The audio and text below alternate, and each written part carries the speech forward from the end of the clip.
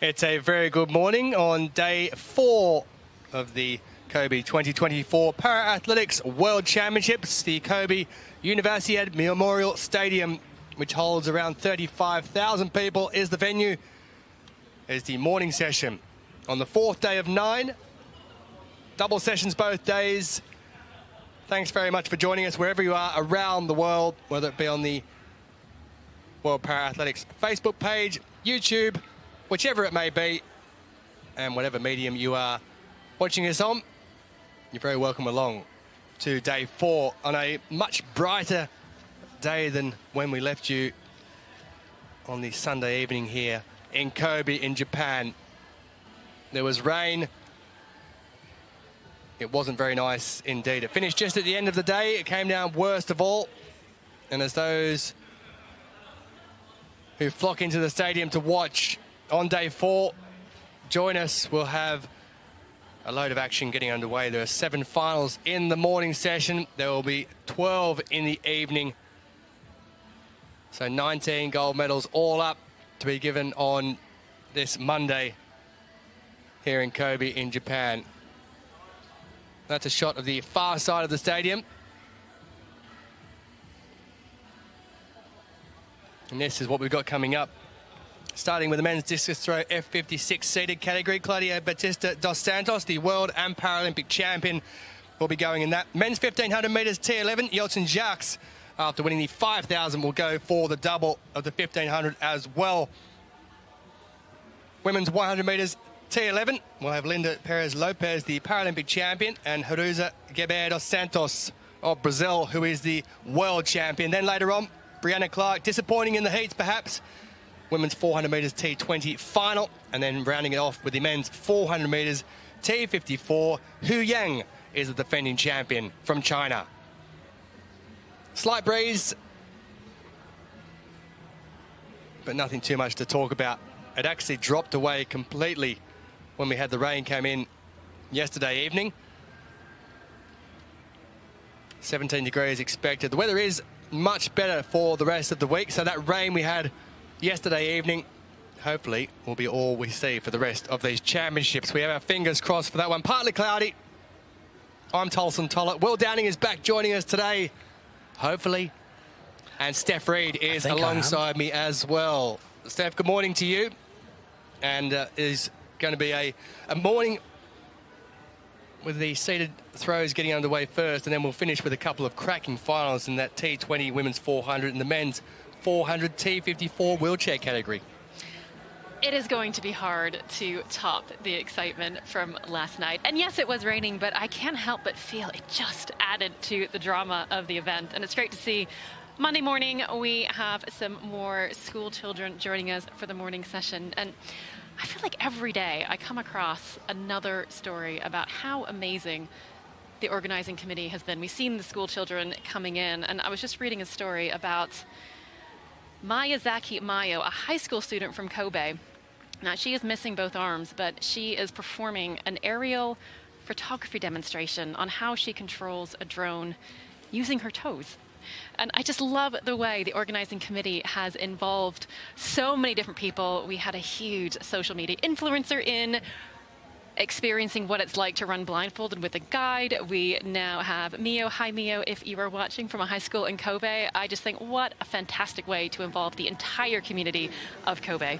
Yeah, it's great to see that everyone is getting involved, and well, you have to adapt to your environment, and the youngster is doing just that. And I'm actually quite interested in finding out about just how to operate that drone from that particular position. It will be a very interesting fact, and that is the athletes getting ready for the men's discus throw F56 will be the first event going in the morning session. The first track event, by the way, will be that men's 1500 metres T11, that complete visual impairment category. That gets underway at 9:20 local time. So there's loads to look forward to, whether it be in the field or on the track on this Monday morning here in Kobe in Japan. So day 4 of 9. It is moving along quite quickly. You get to around the halfway point, and all of a sudden time just disappears and goes along without you even realizing what is happening. Novel way of keeping the sun off you. Now, I wouldn't have said that last night because it was absolutely throwing it down at one point. And it is a completely different venue today. So much rain, as a matter of fact, that it was coming into the stand and down the steps and wetting things that were on the ground, and the track itself was getting rather overrun. We saw the field events yesterday, didn't we, that the athletes were having to move water and use towels to try and wipe down that area for the shot put in the discus because it was becoming so slippery. It was not ideal conditions for throwing yesterday, and that throwing circle, as you say, when it gets water and it gets slippery, the grip on the elements we get concerned about as well. And yet we had a world record from Sabrina Fortune of Great Britain. Actually broke the record twice, which just proves you can throw big, you can perform big, even when the weather is not in your favor. Yeah, we just saw the long jump pit then. The men's long jump T12, that medium visual impairment category, is the only one in the sand pit this morning, which will be getting underway just after 10:30 local time.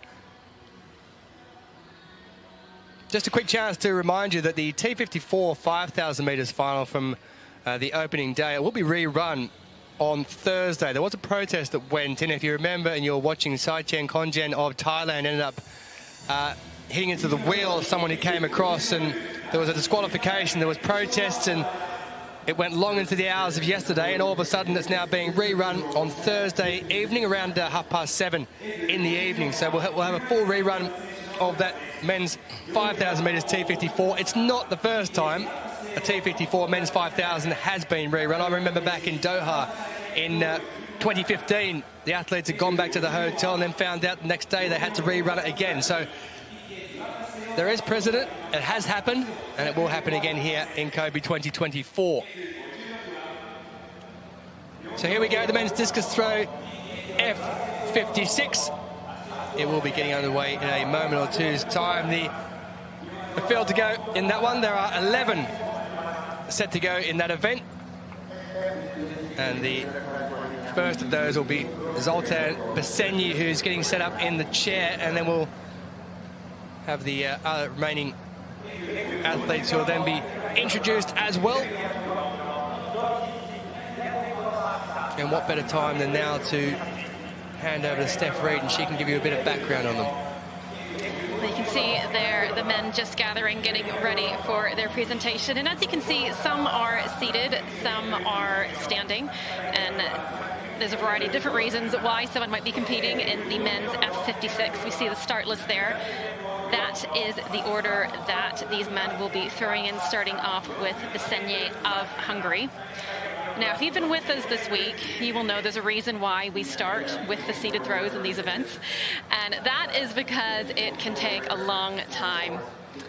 Kathunia there from India could be waiting 2.5 to 3 hours before he gets his chance to throw, but that is just one of the nuances of these seated throws.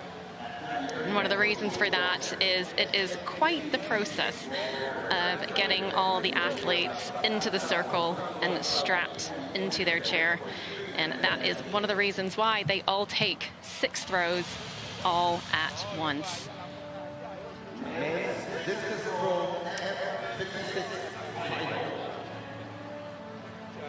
See the men there getting ready for the presentation. This is when you're really feeling a few butterflies. Yogesh Kathunia of India. He came second at the world, but has actually got a PB bigger than this man, who holds the world record. Batista dos Santos of Brazil, first in Tokyo, first in Rio. Dusan Laxo of Slovakia, bronze medalist from the World Championships in Paris 23. Christopher Murillo of Panama with a PB of 35.21. Konstantinos Sunis, fourth in Tokyo, just off that podium. Of Latvia, Gatis Nerdre, 30-year-old, has a PB of 28.34. Tacheo Kenny of Peru, the national record holder. Debosha Juric, Serbia, European champion, Berlin 2018. and Zoltan Besenye of Hungary. Discus throw and F56 final starts now. And we saw Zoltan there already getting set in that circle. What a story from this man. It's going to be quite the battle between those two there, Cathunia and Batista dos Santos. But we'll have to wait to see them as they are 10th and 11th in the order. This is the men's discus throw final, F56. They will be throwing a 1 kilogram discus. Now this man here, Zoltan Besenye of Hungary, what a story. This will be his World Championship debut. He was a racing driver, automotive journalist, and television presenter. And in 2013, he was the first Hungarian rally driver to win the European Rally Championship title. Now in 2016, he was in a serious car accident while training for another rally, and he broke his spine. Now this is interesting here. This is his first World Championships. He's just taking a little bit of direction there from the official. A lot goes into getting prepared, and we have seen quite a few fouls, quite a few protests going in terms of making sure that all the rules are being followed when it comes to the seated throws. Now, while the other men were having their presentation, Besenye was in the circle, taking some warm-up throws. Now, this is his first attempt. He comes in with a personal best of 15.75, but as I've said, this is his first foray into para-athletics. In 2016, he had a serious car accident, and he broke his spine. In 2021, he actually came back to racing, competing with adapted racing carts. And we are witnessing the start of a new challenge for Besenye. His first throw comes up at 9:43. Now, the way that the seated throws are ordered, we typically will see the athletes with some of the shorter distances throwing first. But what a moment for this man, and what a welcome to the para-athletics family. We are so glad you found this fantastic sport.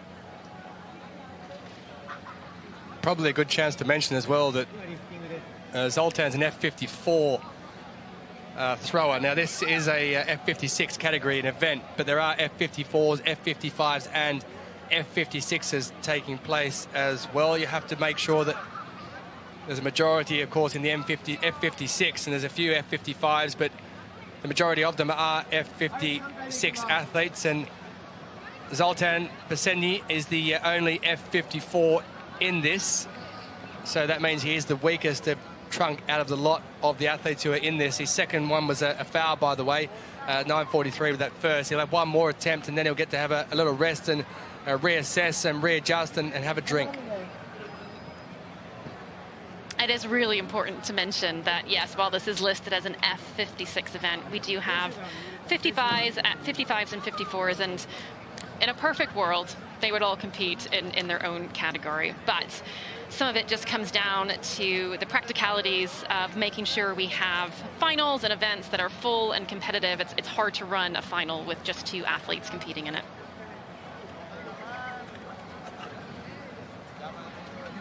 That man on the left knows how to throw. He also knows when the camera's on him. I bet he takes a great selfie, too.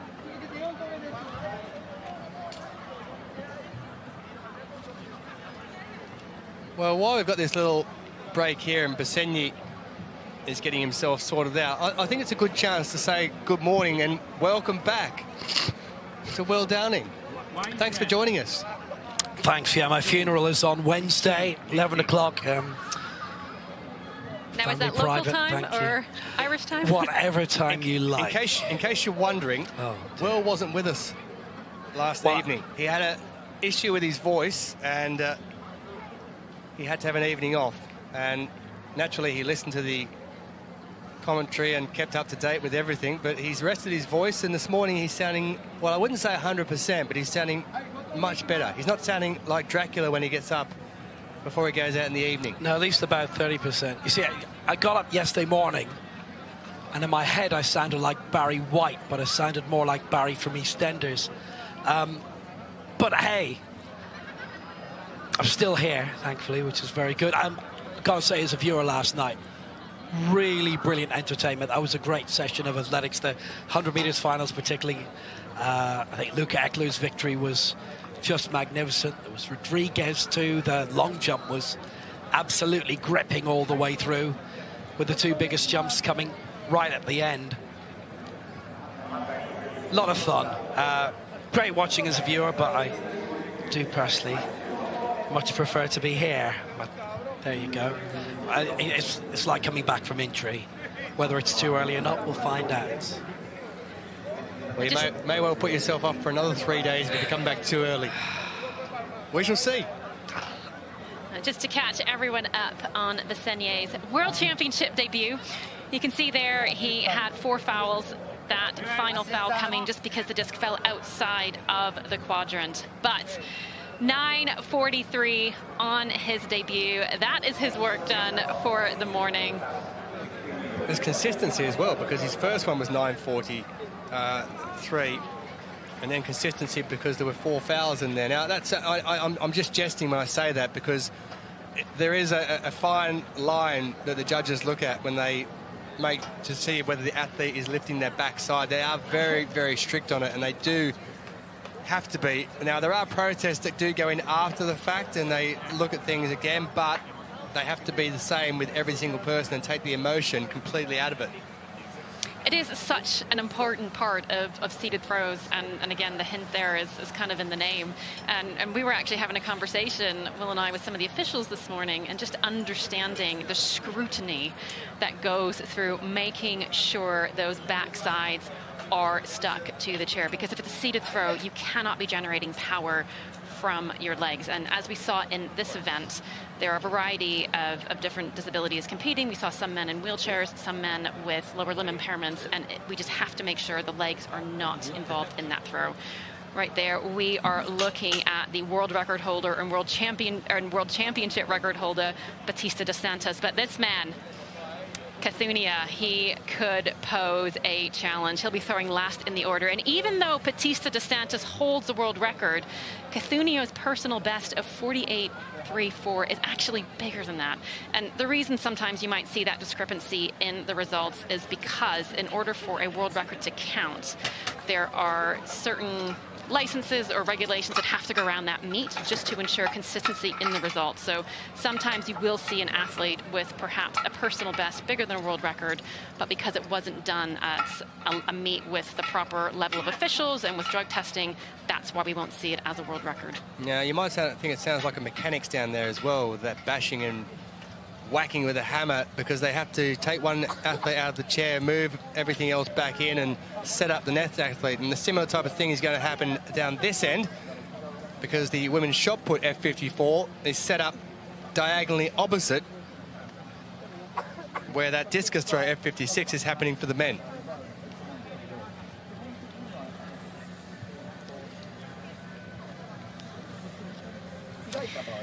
We have the women in the F54 shot put lining up, getting ready to be presented to the crowd. Cindy Asusana of the Philippines. She is being strapped into that circle. She is first up in the order. Now, it's definitely much warmer here today. I'd actually say it's a little bit humid, but the women are still keeping on their long sleeves. Throwing is a power event, and being warm, having warm muscles, it does make a big difference. That's why sprinters, throwers, they love hot conditions. Distance runners, not so much. I do wonder if the 1,500-meter runners coming up will be enjoying the humidity as much. Well, we can see them over there in the distance. We'll keep the shot put in the foreground there, but in the background as we zoom in, the Men's 1500 metres, T11. Yeltsin Jacks will be going for the double in that one. He won that 5,000 metres a couple of nights ago in an absolutely wonderful run.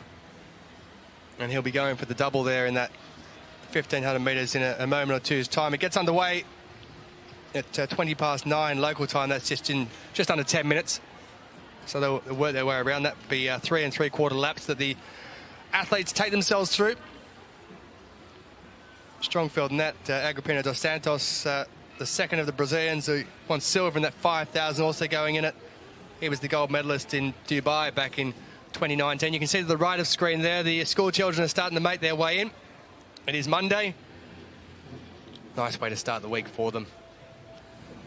There is Yeltsin Jacks. Pay a bit of fair credit to his guide as well. Gabriel dos Santos Garcia. Wadashinya, he'll get a big cheer. Takumi Asada, his guide, as they made their way past the wonderfully kitted out school children. I always love in Japan, they had the hats, so everyone's got the same coloured hat on, so you know what school they're from. It's just it's a simple way to work out who's in your group.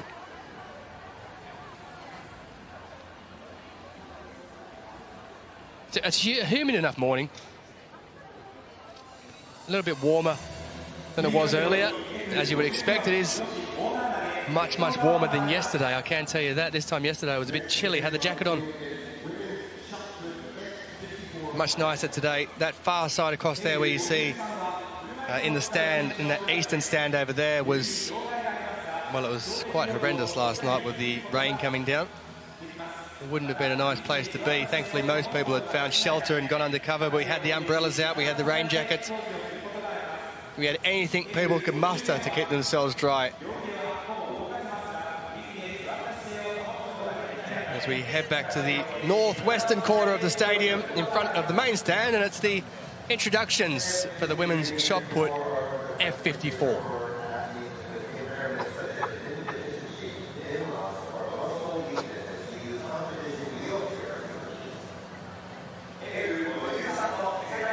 And this is our lineup for the women's shot put F54 final. Susana will kick us off. Zarza Guadarrama will close. And that is Zarza Guadarrama there of Mexico, sitting in the puffy black jacket. Clearly, these conditions are still a little bit chilly for her. She's Mexican. Probably comes straight from the heat. This is very sensible. These women will have a bit of a wait, just like with the men in the discus. Each athlete will take all 6 attempts at once. This is Flora Ugwunwa of Nigeria. And we'll talk a bit more about each of the athletes as they are throwing. Rodrigues Gomez of Brazil there in the blue jacket. She had the throw of her life to win a world record at the World Championships last year. She will be 7th in the order. Zarza Guadarrama of New Mexico. A bit of a nightmare at those World Championships in 2023. 6 fouls, 6 no measures. Not wanting a repeat. Rodrigues Gomez of Brazil, as I said, a world record at the World Championships in Paris.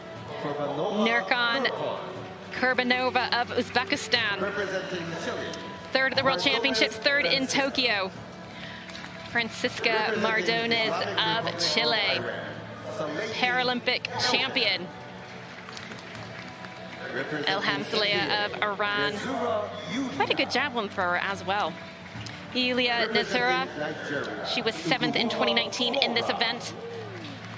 Flora Ugwunwa, 1st in Rio in the javelin, another Olympic champion. And this is Asusana Cindy of the Philippines. She was a gold medalist at the Southeast Asian Games.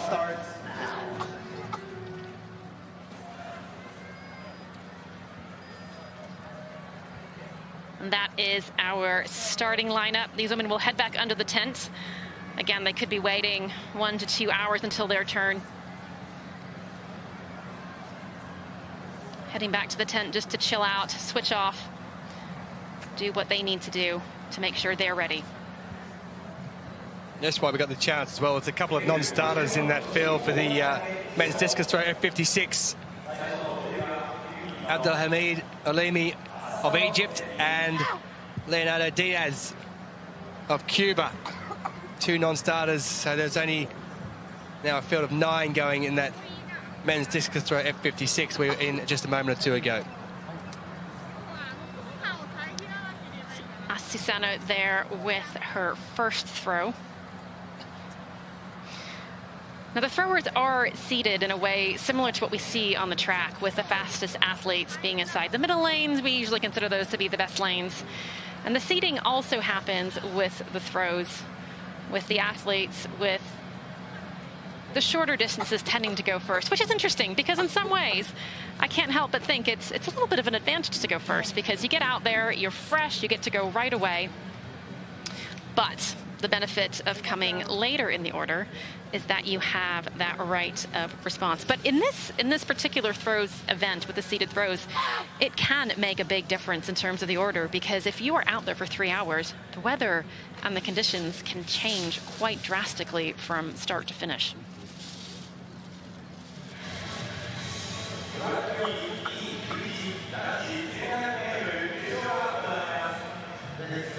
That is the second attempt from Susano.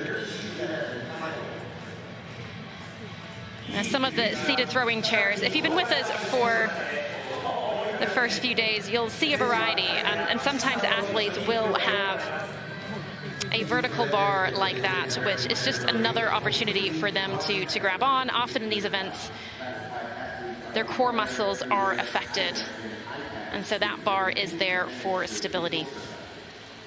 So time for the first track event of the morning, the men's 1500 metres T11, and taking you through it, back with us with a bang, it's Will Downing. Yes, T11, and it is complete visual impairment.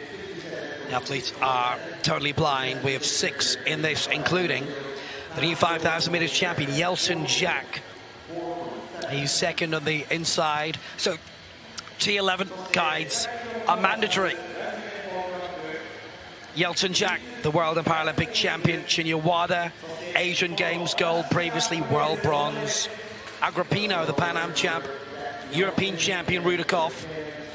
Formerly, no, he still is actually, from 2021. And the Pan Am silver medalist Caicedo. The only one without a medal to the name was actually Yitayel Yigshaw of Ethiopia, who've already picked up 2 middle distance golds through debutants already this week in Kobe. Could they get a hat-trick? On the inside, Yitayel Yigshaw of Ethiopia and his guide, Abubalu Nabere. Now the reigning world and Paralympic champion over 1,500 metres. And the new 5,000 world champ for Brazil, Yeltsin Jack, and his guide, Gabriel dos Santos Garcia. Representing Japan. Outside him for Japan, 5th in the 5,000 final, world bronze, Paralympic silver, Asian Games gold, Shinya Wada, and his guide, Takumi Asebe. Outside him, the Pan Am champion, and the former world champion from 2019.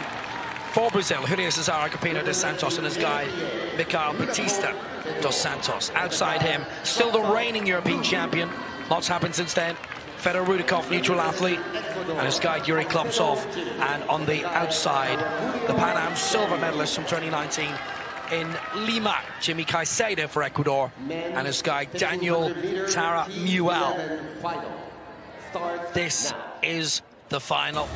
Yeltsin Jack, the reigning world and Paralympic champion, and the world record holder too, and the new 5,000 metres world champion to go with his Paralympic Pan Am crowns.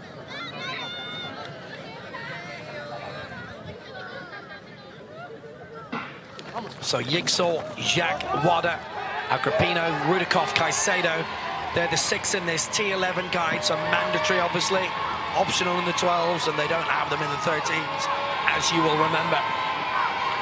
Julio Cesar Agrippino has got off straight away. Interestingly, just ahead of Jimmy Caicedo. Silver in the Pan Ams in 2019 in Lima. He has never won a global medal before, but Caicedo has started strongly. He's in second, he's not looking too bad. Rudakov, silver in the 5,000 in 2019. Pan Am, Paralympic bronze in 2015, but he's disqualified in the 5. Agrippino bringing the round, Caicedo in second, Rudakov in third. They're spread out quite well, and we've got 3 laps to go. Now that start for me was fascinating. I was kind of expecting Yeltsin Jacques to just blast to the front. We all know the kind of speed that he has, and it is a lot of traffic that you have to get through. As you can see, it's really difficult to maneuver 2 bodies as opposed to 1, and also when one pair of eyes is acting as the guide for both.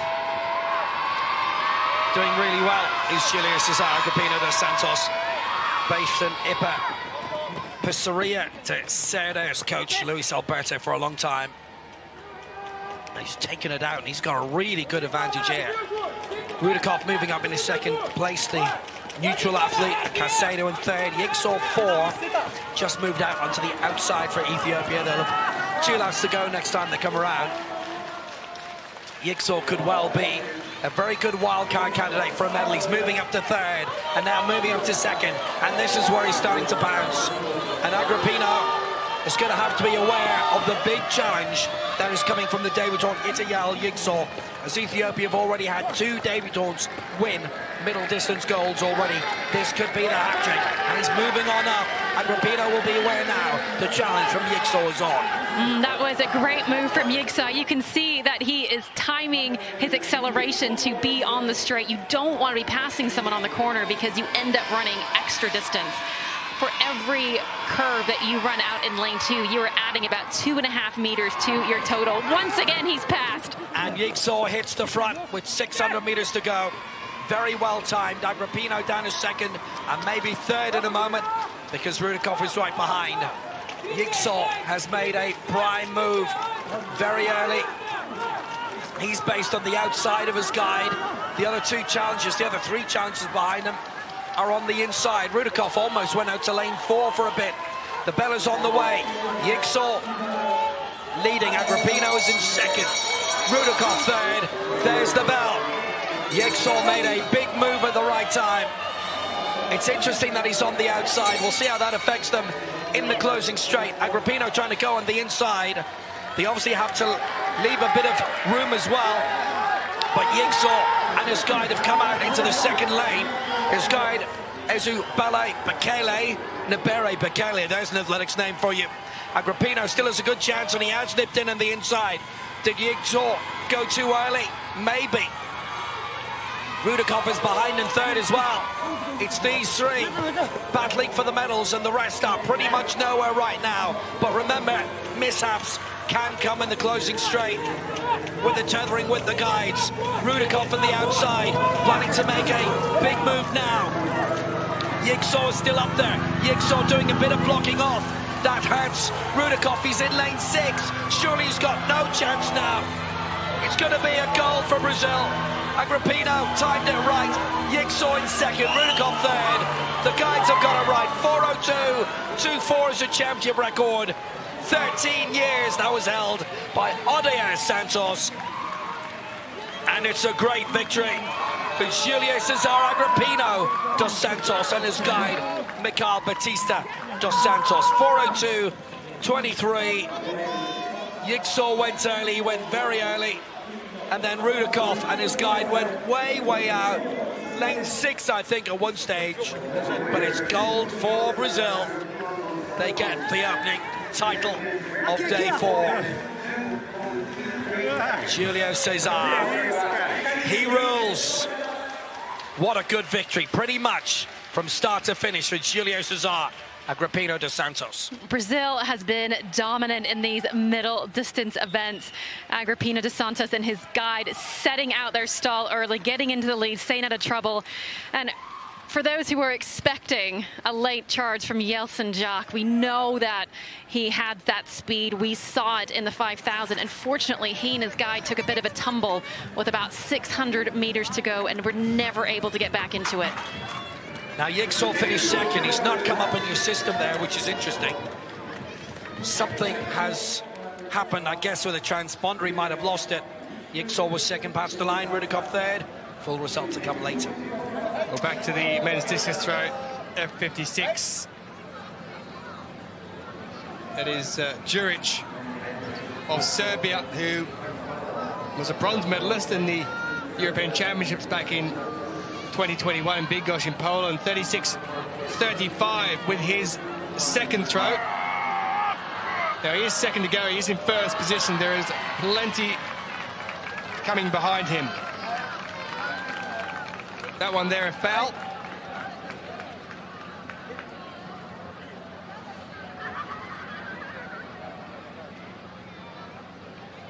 So he now will get a chance to just readjust and sort himself out. Have a drink if he so pleases. Now, two non-starters in this field. The Egyptian Abdelhamid Olimi, and also Leonardo Diaz of Cuba as well. Will not go. Jigsaw disqualified. He crossed the line in second for Ethiopia. So it's Agrippino 1, Rudikov 2, Caicedo 3 in that 1500. And I just wonder if that disqualification was 100 metres or so to go when he tried to get on the outside and he just blocked off Rudikov, who had to go out to about lane 6 and 7. So disappointment for Ethiopia. That'll reshuffle the finishing positions. Juric has reshuffled himself. And he's just about ready to go.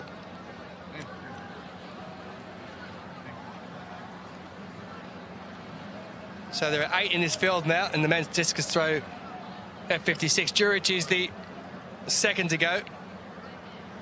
36.35 with his second attempt is his best so far. Bookended by a couple of fouls. A couple of big throwers to come later on. And Yogos Cothunia and Batista dos Santos further down the order.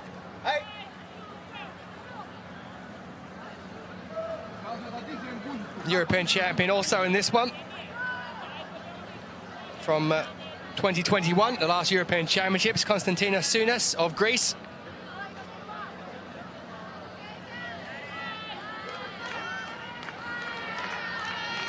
So throw number 4 for Serbia's Juric.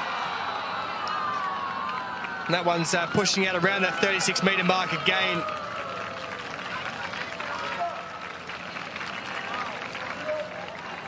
.40.37 is his lifetime best for Nebojša Juric. So he's got a bit of distance left. He's going to try and get to that one. Best of a bronze back in Bydgoszcz in 2021.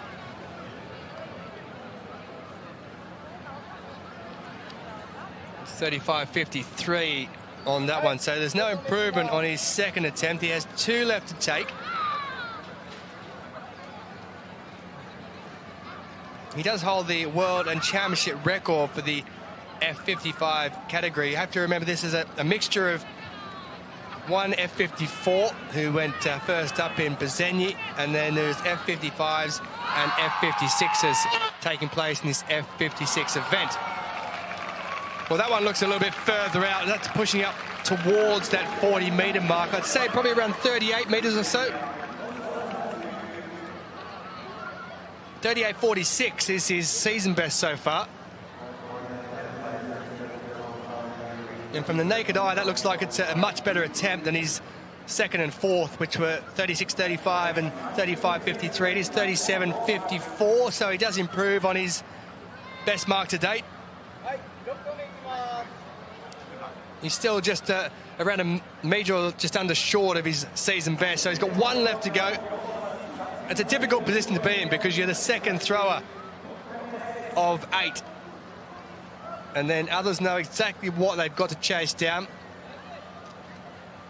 He's got to put the work in now with this last one and just make sure he doesn't lift his backside off that cushion there either and come up with a third foul. He's already had 2 so far.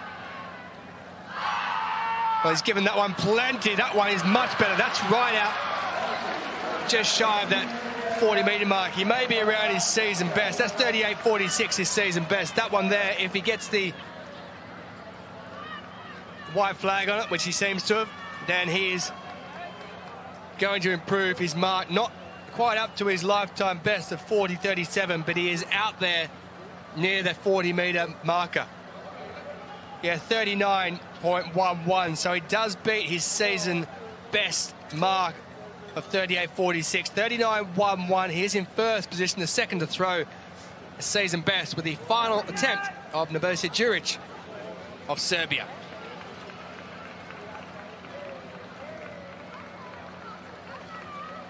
So he'll now unstrap. The taking a part of that chair will happen, and then we'll move in with someone else, and we've got 6 left to go in the men's discus throw F56 as we head diagonally back down to the northwest corner of the stadium, and we look at the women's shot put F54, also a seated category. Sandy Asesano is currently in the hot seat.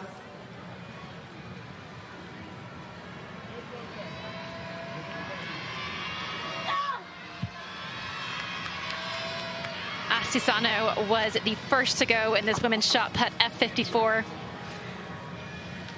The women putting a 3-kilogram shot. Now we're looking here at her best throw, which also happened to be her final throw, attempt number 6. As you said, athletes will take all 6 attempts in a row. And part of that is simply because of logistics. It takes a long time to get into and out of the chair. We were actually just watching Đurić of Serbia, who we just saw throw, get into his chair, and I think the process was taking around about 12 or 15 minutes. And again, it is important because if the athletes aren't strapped in correctly and their seats, their butts lift, it will be counted as a foul. Now, Sandy, by the way, a multi medalist in terms of the Southeast Asian Games. We'll bring you updates on the previous track final as well, which was referenced there visually, but we've got another big race on the way. Yeah, men's 200 metres T37. The first heat of 2. Andrei Verdovin, the championship record holder, who's running as a neutral para-athlete, will go in the second of the semi-finals. Nick Mayhew, of course, now runs as a T38, who has the world record in this T37 category. The second of the least impaired categories. Now, there is one non-starter, Mohammed of Egypt. So we will have only 5 who are going in this opening round, the men's 200 metres T37. It will be the first 3 who automatically qualify through, and then we'll have the next 2 fastest advance. Mikhail Kokovsky will go in lane 9, lifetime best of 23.12. He was the European champion in 2018, silver in 2021 at the Europeans. Gomez de Mendonca, he's already won gold here over the 100. He's the reigning champion as well from last year. Al-Anakli of Saudi Arabia, 5th in the 100 here at these championships. Malambo Ratchez, who was 6th in that 100, 23.65 his lifetime best. And representing Kenya, Opio Samson. And Samson Opio of Kenya, who's in the heats in 2019 in Dubai.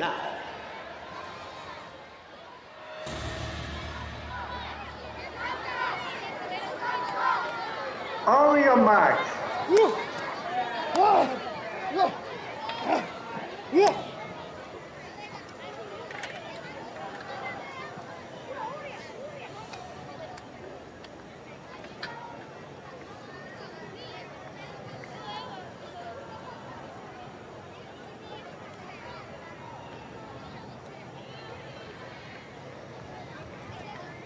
Set. So lane 5 vacant. There's no Mohammed of Egypt, but there is plenty of others out there. The gold medalist from last year in the Paris Championships, Gomez de Mendonca, is out in lane 8 in the yellow vest.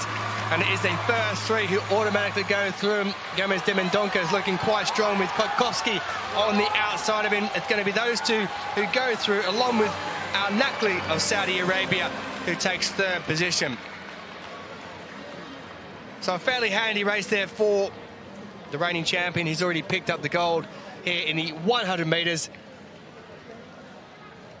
And Ali Nakli of Saudi Arabia, who was 5th in the 100 here at these championships, has gone through to the final, courtesy of finishing in 3rd position. Season best for him. Season best for all three up front in Gomez de Mendonca, Kotkowski and Ali Al Nakli. But it was a rather handy race there for the reigning champion. It was fairly conservative, but as we know, making through the rounds is part of the process, and you want to do it using as little energy as possible. So even though Gomez de Mendonca was well off his personal best of 22.51, that one 23.22, he knows it's all about the final, and he knew he was going to get there. He almost looked a little bit stiff there, pulling up as well at the end of that race. So it might be a nice little run out for him to get himself warmed up and loosened and ready to go.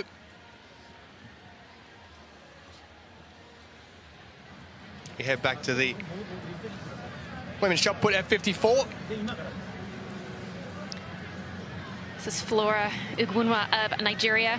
She's 2nd up in the order. She has taken her first 3 attempts. Now, after those first 3 attempts, you get a little bit of a rest, and then it is right back to it.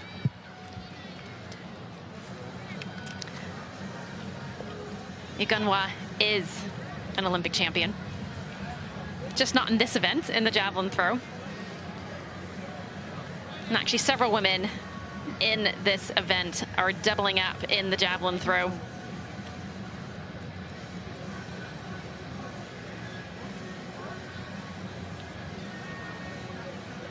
Yeah, I just want to mention, by the way, because Sandy Asasana, who's a regular Southeast Asian Games medalist there, the ASEAN Para Games, and one of the driving forces of that, and the able-bodied Southeast Asian Games and the Continental Wide Asian Games, Lieutenant Commander Kamaruzaman Kadir of Malaysia. He passed away a few weeks ago. He was big in powerlifting as well. He was one of the global officials in the sport. He was due to officiate last week in Pattaya and sadly passed away in the last few weeks. We also lost the men's F55 reigning world champion from Paris last year, Rashid Mashadi of Iran, who was due to compete here this week. He sadly has passed away as well after a brief illness, and our sympathies to the families. I certainly know the commander, as he was known, absolutely great man. He was involved in a lot of para and able-bodied sport, the Malaysian powerlifting and the Malaysian bodybuilding associations as well.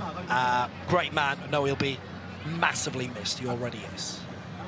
Now we've got a bit of a situation going on at the throwing circle. Now Ugunwa was issued a foul for that throw, and she is now wanting to know why. And rightly so. You do want to understand why, because she's only got one more throw left. At the moment, her best throw came in the 2nd round, 6 meters 75. But with one final throw, you know you have some very good athletes coming behind you. It's really important you understand why, so you can correct it on this 6th and final throw. The official there just offering her a selection of putts, of shots to putt. All of the equipment has been checked at the beginning. Important to make sure they're all the same weight.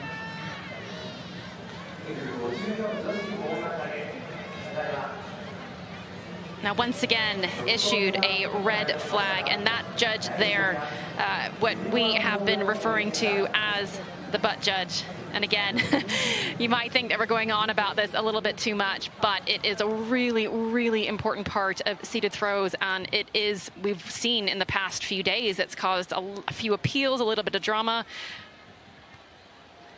You have to make sure you're following the rules. They're not involved in the 200 meters, though. It's T37, coordination impairment, the 2nd strongest physically of the coordination impairment categories. Coordination impairment down one side. So 6 going in this, including the bronze medalists from the other day in the 100. Saptiogo Purnomo of Indonesia and Andre Verdovin, neutral athlete, who won silver in that 100 meters. It's 17 times he's won major championship gold medals, Verdovin. And he was almost a footballer.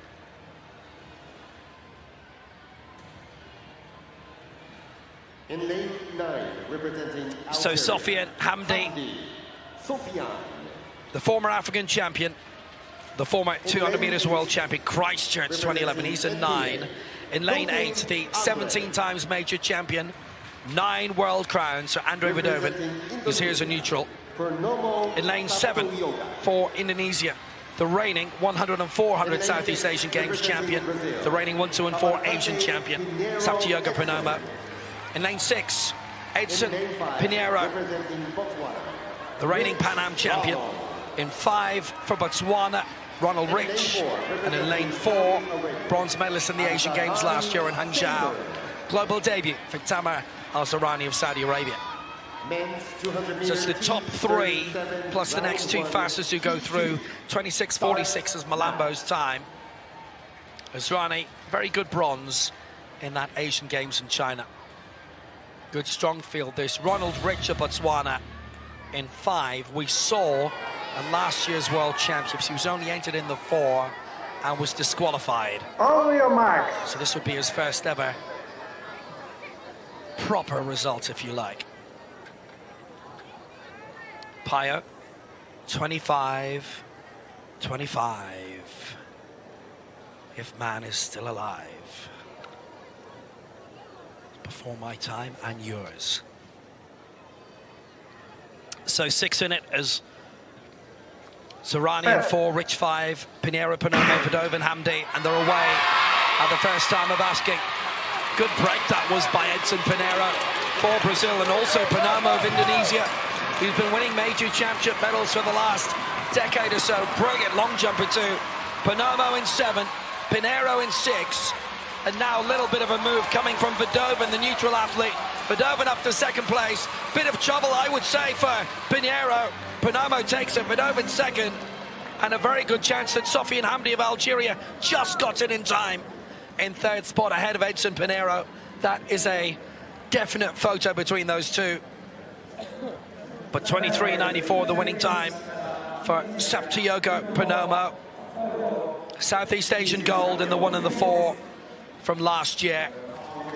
And in the overall Asian Games, Hamdi took 3rd, by the way, so he is through. But I think actually there's no problem with Pinheiro's time in 4th. He's through, 24:29, and the other two are going to have to wait. Maybe Payo is just squeezed in with 25:25. Well, he hasn't. That's Rich.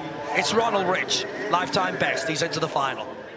This is the men's T37 event, and T37 is coordination and balance impairment on one side of your body. And it's actually really interesting to consider the effect that has as you run a curve, depending on which side of your body is affected. It just means that you have to train your body in a different way to make sure that you are able to run that curve fast, because it is very different from running in a straight line. It's not quite yet summer, but school's out.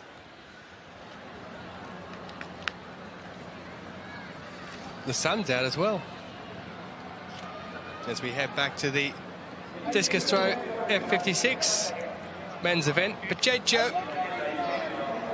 of Peru, bronze medalist in the Parapan American Games last year. Lifetime best of 35:93. So he is quite some distance off that, is the Peruvian.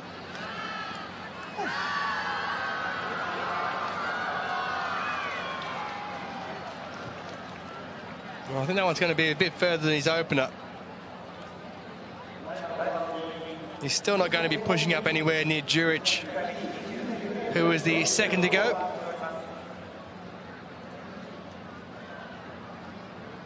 Season best this year of 35:51. 33:91. So he does improve on that opening mark with a couple of fouls after it. That his 4th attempt just then. So he's 2 meters shy of his lifetime best. He's in second position at the moment, and he has 2 attempts left.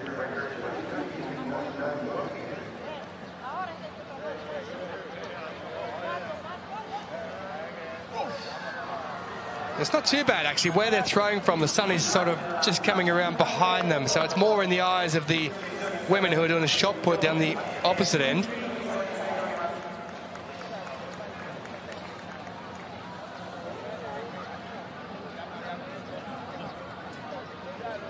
Those are some great-looking sunglasses, though. That's why I was mentioning it is glary. Well, I'm sitting up here with my hands over my eyes. Not that we're complaining after the rain last night. Yesterday there was a lot of cloud cover during the daytime and then the rain last night. But during the daytime it wasn't as bad. The athletes who were throwing yesterday in these seated or standing throwing competitions, it wasn't so bad because it was a very dull day, for want of a better word. And when it is glary, it does make a difference. That's why you see so many of them with those sunglasses on. It's not for effect to look cool. It's to actually get that sun out and make sure that your attempts are much better.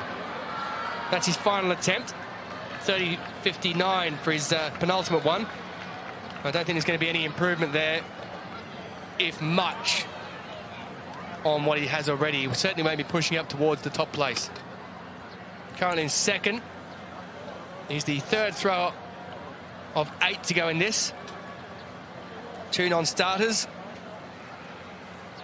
Seated throwing competitions always take a lot longer because of the need to unstrap. You can see Pacheco doing there, and then the next person comes in. You've got to make sure they're in the correct levels and that everything is done appropriately. And 33.91 for the man who's the bronze medalist in the Pan American Games last year, Pacheco of Peru. There you can see the next chair coming in. All tested, all... I guess the easiest way to explain that strapping that comes down and the levers is if you had a truck and you had pallets and you were trying to put things on and you're strapping stuff down to keep it on a trucker's effect. And that's exactly the way it's done, for want of a better way of saying it. Yes. Just about the disqualified Yitzhak Yigshaw for the men's 1500 meters T11 final. It was a tethering issue. He was disqualified very shortly after crossing the line, so Rudikov promoted to silver. Jimmy Caicedo, the bronze, who was way back. Agrippina dos Santos with the golds. Well, this is Flora Agunwa, who we just saw a moment before. We were watching before the discus, and there was a couple of red flags given for her at the end, but this was her best attempt in the women's shot put F54 seated final, which was 6.75 for her second one, which means she's in first place. There are only 2, including her, that have gone. 2 fouls at the end and a season best in her second. Still 6 athletes left to go in that one. Next up, it is Najura, who's competing as a neutral para-athlete. I was looking down the list at the various ages of our competitors in our 2 seated throws events today. Yulia is 48, and actually we do have a 59-year-old in this heat, and I was calculating out the average age. The average age of this final for the women's shot put F54, 42. Which just goes to show athletics really is one of the greatest sports in terms of variety, in terms of age, in terms of longevity, in terms of all sorts of different shapes and abilities. This is part of what makes it so great. And actually, I love your analogy of the strapping down of pallets and things like that, because, again, one of the issues with this event is that if any part of you lifts, then that is an issue. But sometimes athletes don't actually have the core muscles to hold themselves down, and so it just lifts naturally. And so you need those straps to do that work, to really keep your body in position. And as we've seen, there are actually cameras everywhere watching for the women, and protests can happen afterwards. And it's actually all very, very dramatic and so interesting when you understand the nuances of the seated throws. Yeah, and I talk about that strapping and the way it's done, with that making sure you get it down as tight as possible. Just imagine a pallet and you're almost strap it down so hard that there's an indentation which is made on it. The same type of thing here, but obviously if they put a towel or something across them, it doesn't hurt themselves so much when they actually get that strap coming across and it gets cranked down. You can hear it getting cranked down as they sit in that position. It is akin to strapping a pallet down in effect. I was actually thinking about it this morning in terms of it's so difficult visually to make a call. Again, in the actual rule book, what it states is the ischial tuberosity needs to maintain contact, but that's an internal bone. How do you see that through clothing and through cushions? And I was just wondering out loud, similar to how we have sensors on the starting blocks, I wonder if there's a system that could be developed in the future just to make it a little bit more objective. Yeah, well, it's a tough one, isn't it? Because you look at classification and that becomes subjective as well. So all of that is down to the particular judge who happens to be there at the time, and they make a call as best as they can. Ijura up into second position with that opening throw of 660. Now, she is a European bronze medalist from 2021 in Bydgoszcz in Poland. COVID-affected championships, those ones. As Asano drops down to third. It was such a shame for Poland in those championships because they're one of the nations that gives a lot of publicity to para-athletics and para-sport. I would have loved to see what crowds they'd have got, particularly in Bydgoszcz, which is a great athletic city, had all of that not happened. And there are lots of things we can wonder about during that weird period.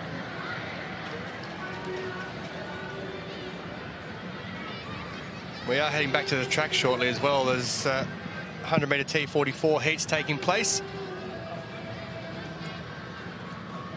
And we'll finish off with a couple of finals on the track later on. The 400 metres, we'll have the T20 in the women's, which is the intellectual impairment category. And we'll have the T54, the strongest of the wheelchair categories, in the men's 400 metres as well. So we head away from the women's shot put F54, and we look at the results from those opening heats. Ricardo Gomez de Mendonca, Kokowski and Al-Nakli going through as the fastest in that one, the automatic qualifiers, and the second one. Yeah, Pernomo, Vidova and Hamdi automatically through, and Edson Pinheiro, Ronald Rich joining them as well. Lifetime best for Rich in fifth. I hear that name and all I think about is Richie Rich from the TV from years ago. Anyway, there we go. All 8 are through. The 3 automatics in the first heat, and then we had 5 going through from the second heat. Do you remember him, Richie Rich? Before my time, Ken. Men's 1500 metres T11 final results. Yeltsin Jack disqualified, and the second placer Yetial Yigshaw disqualified. That for a tethering reason. So the 1, 2, 3 stands. Agrippino, Rudakov, Caicedo. Richie Rich had blonde hair. He looked a bit like me, but he had a lot more money, trust me. Men's 100 metres T44. Opening heat of 2. Who knows, perhaps one day I might make a bit more. Not in this job, you won't. Steph Reed takes it all. Okay, we've got 6 to go in this one. That man there's the bronze medalist from the Asian Paralympic Games last year. India well represented, and Sri Lanka as well. Those Asian countries doing ever so well in para-sport. Gamage of Sri Lanka will go in this one. Siapo is a non-starter of France, which is disappointing for the 20-year-old, his first major championship, but he doesn't go. So we only have 5 who are going now. It will be the first 3 as per the 200, the same with the 100 that go through. The first 3 and the next 2 fastest across the 2 heats, or semi-finals as we can call them.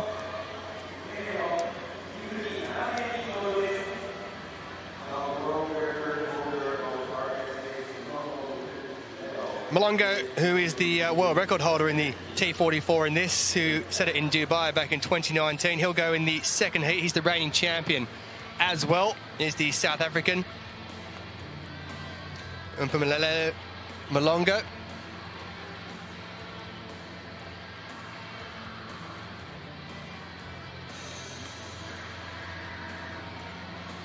Huang of China, 21 years of age. He has a nice sunny day for his championship Men's debut. 100-meter T44, round 1, heat 1. Dmitry Parasevich, In lane 3, representing NPA. who's been around for a while, Dimitri. representing as a neutral para-athlete. In lane 4, representing Sri Lanka. 25 years of age, 12.56 his lifetime best. Gamage of Sri Lanka, In lane 11.63 his best. Denzel Nameni of Namibia, season best of 12.50, 12.09 his lifetime best. Now Alsana of Saudi Arabia, who are well represented here, bronze medalist last year in the Asian Para Games. And Huang Rihua of China, at 21 years of age, his T44 men's 100 meters debut. 44, round 1, heat 1 starts now. On your marks.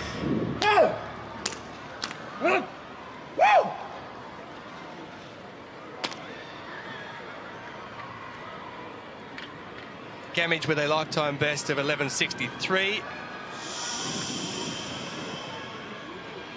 Will be certainly looking to qualify through as one of those 3 automatic qualifiers.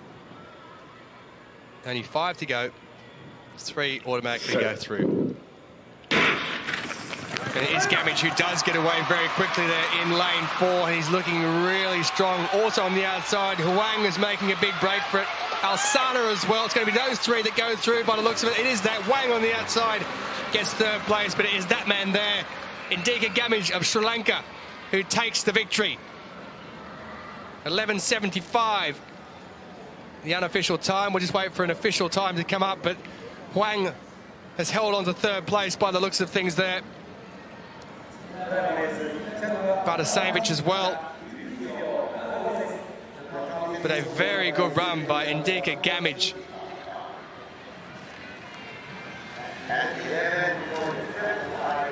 $11.75 is it given. Alsana 11.94 and Huang in 12.06. Parasevich will have to hope he can go through as one of those fastest losers. Yeah, that was a great qualification from Gamage, who looks really smooth. It looks easy for him, especially when on paper he's running quite close to his personal best. Now, you will know that we have a men's 100-meter T64 coming up later this evening. And if you are a longtime fan of the sport, there was a time when T44s and T64s ran together. But the decision was made a few years ago to separate out a lower leg impairment with a blade and a lower leg impairment without a blade. Well, we head back now to the discus throw, the seated category. We'll bring you final confirmation of that opening heat in the men's 100 metres T44 shortly. We have a second one coming up as well, and then we'll find our 8 who are through to the final. This is Nedry.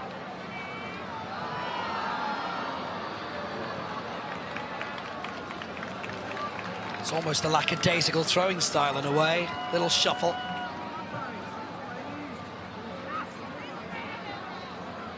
Quick fling by the Latvian. Those are some very long limbs he has, which is a huge advantage in a throwing event like the discus. The longer those limbs are, the more speed you can generate in that rotation. I guess there aren't many events in which height isn't an advantage in athletics.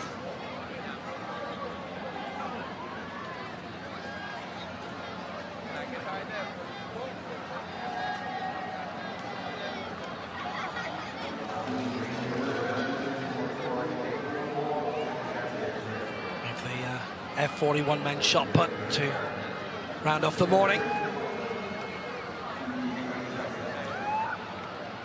Height not an issue in that.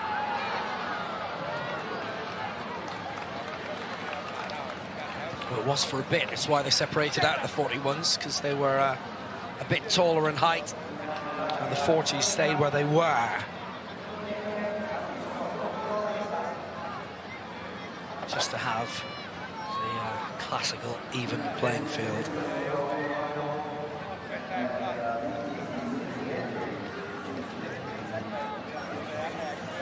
.27.05 is best. I remember, I think we made a point of it at the time last year at the Stade Charlotte, how there were so many throwing events happening in one corner of the pitch. There were a huge amount of divots, which I think they've done well to avoid here so far. A few beginning to emerge by that finish line here. Nice to see good crowds here as well this morning. Do you remember that with the divots, and the groundsman must have been pulling his hair out if he hadn't, because I'd have been pulling my out, because those divots that were there. Do you remember walking out and we had a look at it and you could almost twist your ankle in them? Yeah, here's Soleil in the women's shot put at F54, Elam Soleil. Remembering that the Stade Charlotte is a League 2 ground in football, and they have a bit of rugby there as well. Same as this Universiade Stadium, 1985 World University Games. Soleil, she's a 776 throw in a day, which would actually pitch her top 5 if everybody is close to their best. Give me a song from 1985. Want to know what love is? Oh, The Power of Love. There were a lot of them back then. I think Huey Lewis and Jennifer Rush both had hits in '85 with The Power of Love. Were you thinking of something else? No, I just knew that you'd have a song from 1985. That was my first year in secondary school. I'd say I would play this game, but I was only just born. We've been around for quite some decades by then. Felt like it.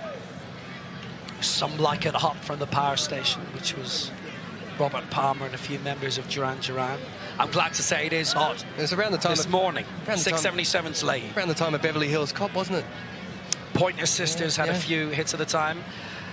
Do you remember what happened to the Pointer brother, though? No. Their brother Al, professional baseballer, after he retired, he became a leading NFL referee, and he is still a match day delegate for the NFL. I think he's in his 70s now. Anyway, Salehi, 677, 674. It's almost been automatic for her so far, which it has to be in this competition. Yeah, she's 2 centimeters clear of Flora Ugwunwa of Nigeria now. This is where she reaches the halfway point. And we do have a bit of a jump later as well. Men's long jump, T12. 647, not an improvement for Salehi of Iran here. Now, Salehi finished 4th in Paris in 2023. Some people will say that's the worst place to finish. I disagree. Obviously, it's quite heartbreaking not to get a medal, but she will be very interested in getting onto this podium. And she might have a favorite song from 1985. She would have been 5 then. 43 now. Again, it's so interesting to see the average age of the women in this final, 42. Which often can just show how technical an event is and how long it takes to develop and really build up that strength. Power and explosion being one of the things that maybe favors the youth, but strength, that can keep getting built. Well, she'll be hoping there must be an angel on her shoulder to pick up a medal this time.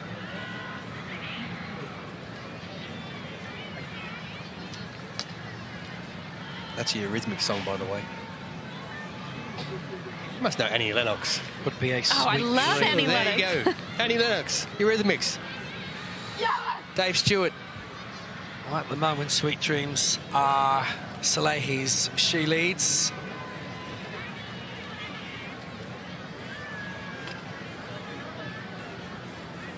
There is talk of them getting back together for one last tour. They've been nominated for the Hall of Fame. Annie actually played at the London 2012 ceremonies, which was great. Would have been nice if she'd brought Dave along as well. Brilliant singer. Her daughter is actually a very good singer as well.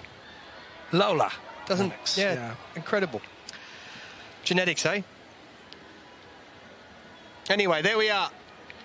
the opening heat in the men's 100 T44. Gamage, Alsana and Rua through. Bartosevic will go through as a fastest qualifier because the second heat is coming up in a moment or two's time and there are only 4 in it. Which means there's a DNS for Karim Ramadan of Egypt. The silver medalist from last year does not start this time. Southeast Asian Games champion is in this. Eddie Bernard of Malaysia. Manuele Di Marino, the reigning European 400 meters champion. 12:41 is Nemani's fastest loser time that they're aiming for. Bartosevic 12:10 also. Men's 100-meter T44, round 1, heat 2. Jawad Al-Wawi in 3 for Saudi Arabia. Championship debutant. He's representing Saudi Arabia. 25 years old. Al-Wawi Jawad. 12:51 his lifetime best from this year. He needs to improve In lane 4, on that to get into the final, you imagine. Here is the Southeast Asian Games gold medalist in the 2 in the long jump last year, silver in the 1 in the Asian Games. Eddie Bernard. Karim Ramadan doesn't start. Emanuele Di Marino, the 5-time European medalist. He's in 6 for Italy and in 7 at his 5th World Championships. The reigning 100 meters world champion. And Pamela Malonga. T44, round 1, heat 2, starts now. So of the 5 original entrants, all but Al-Wawi having a medal to the name, it might open the door for Al-Wawi to maybe get in. Bernard also has been Asian Games long jump champion. It's the top 3 in the next 2 to go through. Al-Wawi in 3, Bernard 4, Ramadan 5 is out, Di Marino 6, Longo 7. Men's 100 meters T44, single below, without blade, amputee category. And away they go. Great start by Eddie Bernard of Malaysia in 4, and Malonga of South Africa, of course, in 7. Here's away. The defending champion's going to win this, and wow, 11.48. Bernard second, Al-Wawi third. 11.48 is very tidy, his fastest this year. And he is into the final. He breezes through, and Al-Wawi on his championship debut is through in 3rd, just behind Eddie Bernard, who led for a good bit. But for Jawad Al-Wawi, wow, nice debut. He's into the decider. Eddie Bernard there to 12:05. Decent start. You can see there Al-Wawi choosing not to use blocks, but what a fantastic view we have right now of Malongo and that amazing stride. Just so smooth. Little smile creeping across his face. And again, they say one of the things you want to see when you're running and relaxed running is you have those loose cheeks, and they were loose right to the end when he broke out into that smile. Malongo 11.48 taking the victory and taking it well. Bernard, Al-Wawi through, and Emanuele Di Marino is out. Malongo, Bernard, Al-Wawi, the only 3 to make it. Di Marino needed to be 0.16 faster in 4th, and Karim Ramadan did not reach the start. So Malongo the fastest. That's an Asian record as well for Indika Gamage of Sri Lanka. Great result there. Noor Al-Sana, 3rd fastest for Saudi Arabia. Eddie Bernard as well, ranked 4th. That looks like being a good final. So now Shinya Wada's been disqualified, along with Yeltsin Jack, along with Yigsol in the T11. Agrippino taking the gold. Winner all rights. Rudakov in 2nd, Caicedo in 3rd. Find out a reason shortly for that. So we're back to the seated events. This is the men's discus. F56, not the women's shot put as you see down the bottom of your screen there. Just to prove I am watching. I can tell you it's a tethering reason for Shinya Wada. exact the same as Yichiel Yikshaw, and a different tethering reason for Yeltsin-Chak. So Weiler goes out, and there is a top 3 still in place for that men's 1500 metres T11. There is a pecking order in place as well for the men's discus throw F56. At the moment, it is Gatas of Latvia. Gatas Nedri, who is just got a moment or two ago. He was 27.05, and now this man is up, Konstantinos Sudis, who has moved straight into second position with his opener of 37.09. So a season best for Djuric, who leads up the top there of 39.11, but 37.09 for Sudis with his opener. He's the reigning European champion. And that is just inside the quadrant, pushing out towards that 40-metre mark. 42.86 his lifetime best for the Greek. 42.78 is his season best, so he has got a little bit left in him.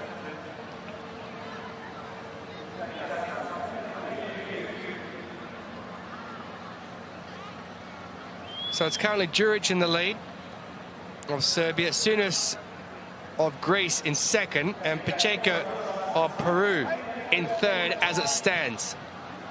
So 37.58 for Sudis for his second.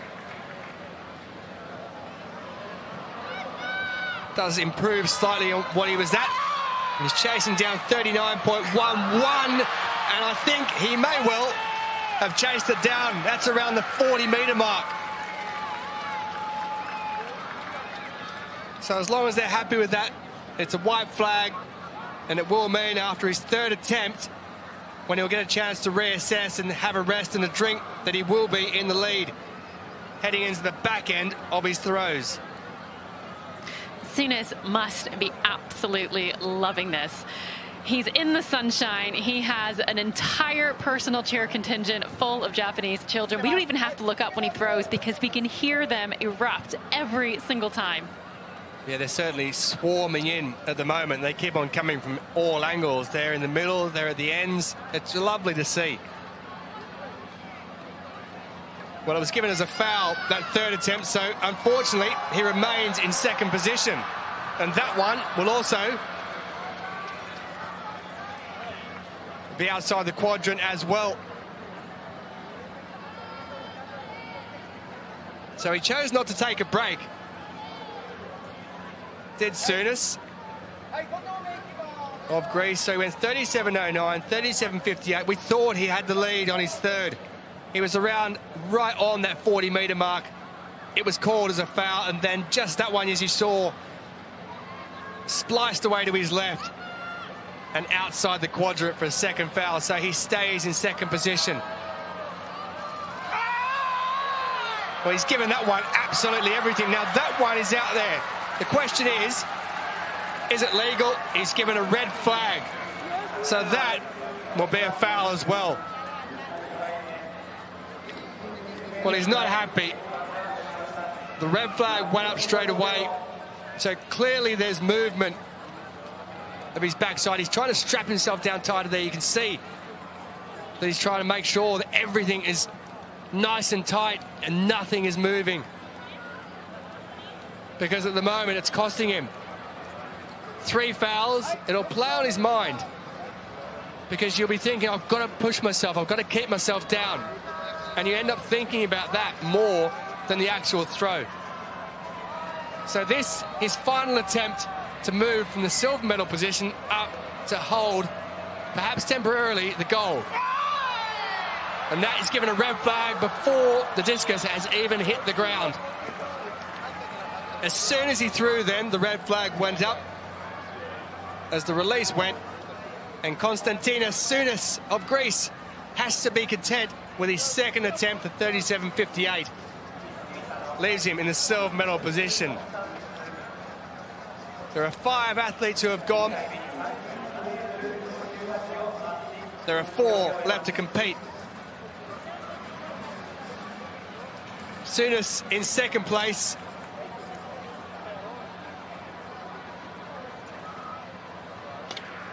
And he's got the big guns who are coming next. Talking of big guns,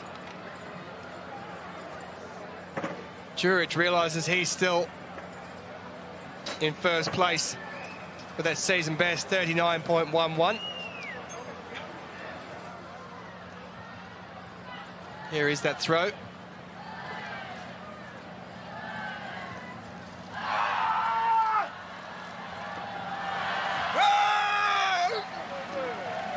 They enjoyed it. So did they. 39.11, season best. That was his final attempt, by the way, for Nebojša Juric of Serbia. He went about more than 1.5 meters further than his 5th attempt. Out near that 40-meter mark. He holds the lead. And there are 4 athletes left to go, as Juric looks to hold on to that gold medal position.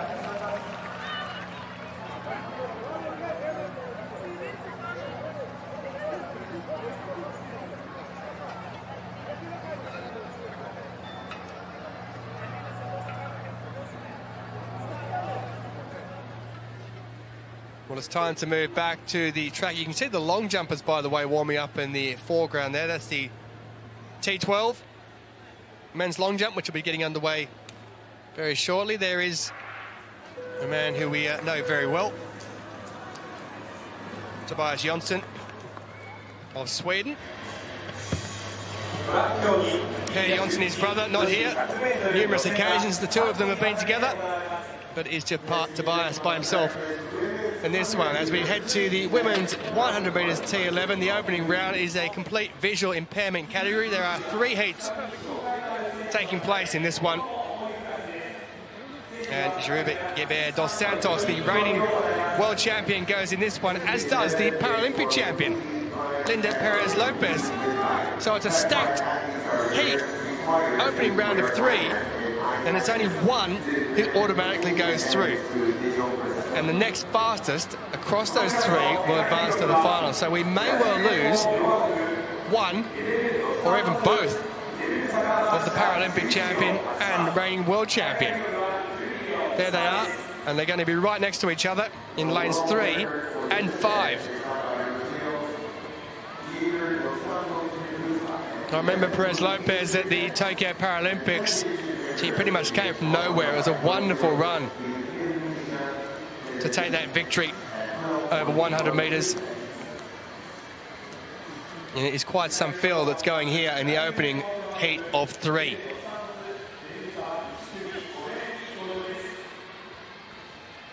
Paralympic champion in lane 3, world champion in lane 5. Toss a coin.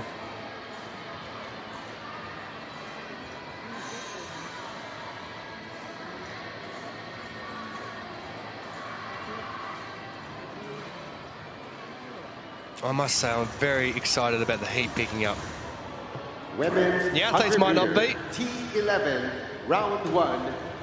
but it is much nicer than, well, around 12 hours ago. It was teeming down. Julia Andorra, a son of Mauritius, will go in lane 1. In lane 3, the lifetime best Venezuela, of 13:48 for Asan. Perez-Lopez, the Paralympic champion, 12:05, her lifetime best. She took bronze last year in the Pan American Games. The double world champion, Aduza Geber dos Santos, took gold in the Pan Asian Games last year. In lane 7, representing And Liu Yiming of China, 18 years of age. First major championship, so we may well get a surprise packet as well. 100-meter China, T11, renowned para-athletes. They just keep churning them out. Born in 2006. That does make me feel old. So do you see the tether there? That is such an important and vital part of running in para-athletics. It's a compulsory guide category, the T11 complete visual impairment. They have gauze patches put across their eyes to make sure that nothing can be seen. Then the face mask is applied as well. Used to remember the lady who holds the championship record in this, Terenzina Guillemina. She used to have some fabulous masks she used to pull out. So the opening round, Hassan in 1, Perez Lopez in 3, Gebo dos Santos in 5, and Lou goes in lane 7, and they all get away with no issues at all. And I tell you, looking good on the outside is Lou the Chinese, but here come through the middle is Gebo dos Santos, who's going to take it. Lou's going to get second place, while the Paralympic champion is gone. Perez Lopez is finished in 3rd position. The reigning world champion from the last 2 games in Dubai and Paris, the Brazilian Harusa Gebo dos Santos, has gone through in 1st place, and Liu Yiming of China has taken 2nd. Patricia Perez Lopez of Venezuela has gone through 3rd, so she'll miss out because it is only the winners of each and the next fastest that goes through. The T11 100-meter finals are notoriously one of the most difficult finals to make, and the reason is because we can only have 4 athletes in it, and that's because each athlete needs 2 lanes, one for them and one for their guide. And yes, it is probably unusual that we would see the Paralympic champion, the world champion meet in a round, but looking through the rounds, all of them are stacked. They are all fast. Well, it's a lifetime best for Liu Yiming in her first major championships. It was actually a season best for Perez Lopez and also for Hassan, who finished in 4th position. But it will be disappointment for the Paralympic champion. She won't go through to the final. Talking of finals, we'll head back to the women's shot put F54.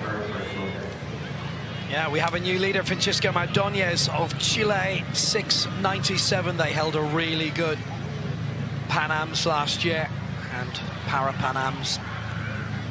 Athletics was right out in the east of the city at the foot of the Andes. 6.97, her 2nd round attempt. Each of her 3 throws so far in this F54 seated shot put competition, enough for the gold medal position. Still quite a few to go in this. She's shown really good consistency, strong marks along the way for the Chilean. That's a good solid one, just shy of 7 meters.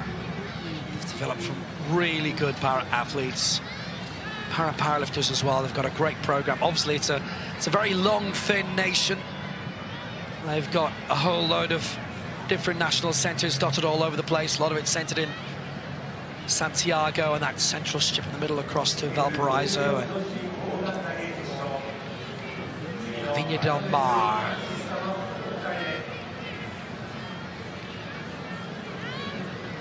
So she's had a rest now into the 2nd half of her throwing. That could be further still. Very close to one of those other indentations. They had a whole load of test events, as you would do in the run-up to the Pan Ams. Nice crowds as well. It was a stadium much smaller than this, much smaller than the Charlotte from last year, the Stage Athletics, but it was largely full. 6.83, that her 3rd best of the 4 so far, but she leads with 3 to go. So at worst, it's going to be 4th for her. Mardoñez is the Paralympic champion, and she's also an example of a really successful transfer in terms of sport. She began her career as a wheelchair tennis player, competing in 2016 and 2012. She won the shot put in Tokyo, but was 2nd in Paris at the World Champs.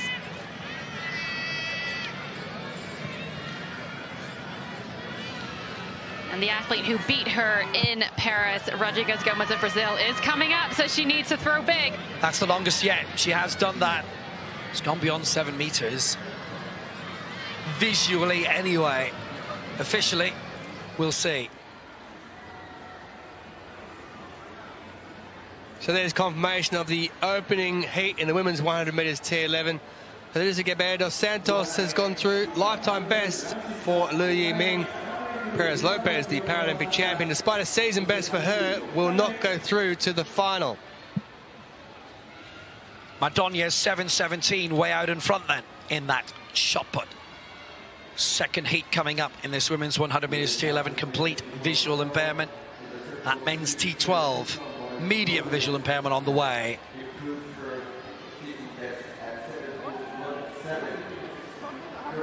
The 2019 World Long Jump champion, Zhao Guoha, a former 100 meters Paralympic champion. That was London 2012. She goes in the second heat. Guoha in 5, Ishitile in 7. Bronze in the 400 here. Her 6th world championship. That was her first ever medal on a global basis. But also Angie Pabon, Paralympic bronze in the 4. Pan Am gold in the universal relay.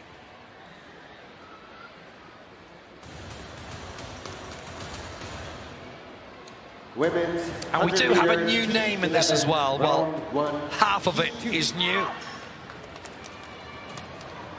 In lane 1, representing Angola. Lane 1 for Angola.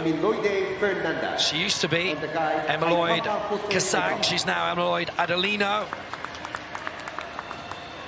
Made her debut in the Worlds last year. Didn't get out of the heats. Hoping for more here.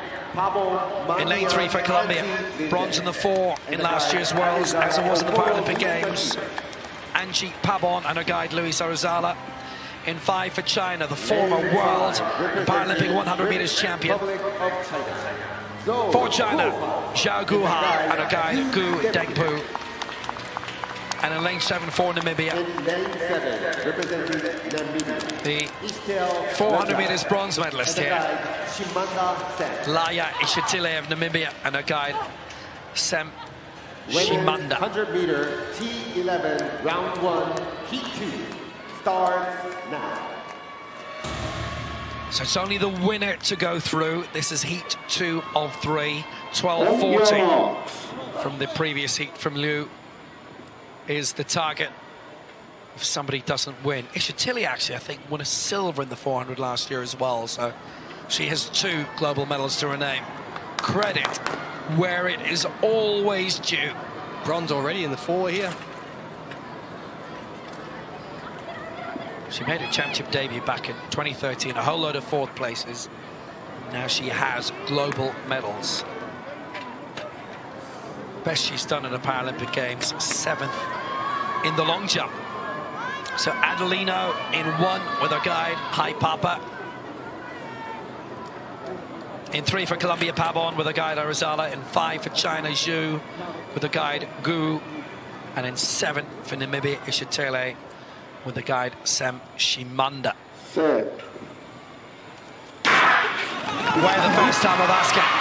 Angie Pabon has got away well in 3 and Zhao in 5. Zhao just in front, Pabon behind. Ishitile is coming late. I think Zhao's just going to take it ahead of Ishitile. And Pabon would be out. Zhao Guoha takes it. 12:37 unofficial. And now official. Season's best, and that pending the guides finishing as well. Angie Pabon run out of it. Ishitile, an African record in 2nd. 12:39, beating her old mark by 100 of a second. Angie Pabon is out. One way or another, 12:51 wasn't going to be enough. And Zhao Guoha in control. Nice start by Pabon, but just didn't have enough in the end. What a run from Ishitile. She will have started that race knowing that in order to make this final, she would have had to have run faster than her current personal best, because the hot seat was sitting at 12:40, and she just did enough to get in 12:39. What a run from Ishitile. She will have a bit of a nervous wait, though, because there still is one more heat, and only the next fastest qualifier will advance. Nisha Tilley, by the way, only faster than the previous heat, and Lou by 1/100th of a second. So just as well she got that African record. Is if she'd hit 12:40, then it would have gone down to thousandths of a second.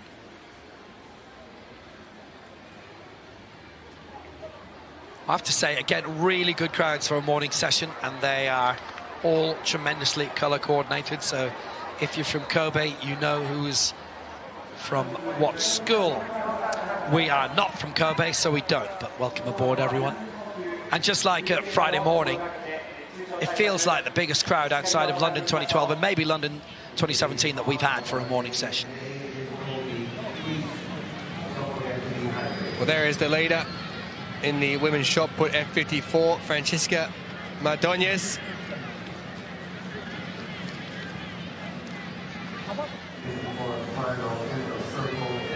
Reigning Paralympic champion. The former wheelchair tennis player who has thrown consistently today. That her best of 7:17, which is a season best as well. That was with her penultimate attempt. It's interesting how you say that she had excelled in tennis previously, because obviously we've got quite a few skiers who've already medalled here, and Tatiana McFadden is also a great skier. And in powerlifting, they tend to pick a lot of athletes up from other sports as well. T12, long jump, medium visual impairment, and the world record holder, Sally F, goes in this. All of the medalists, all of the contenders from last year go in this, including the man who finished 10th there, Rieberg, who we're starting with. And the only man in this who was not competing in Paris, Igor Sauchuk, is competing as a neutral athlete.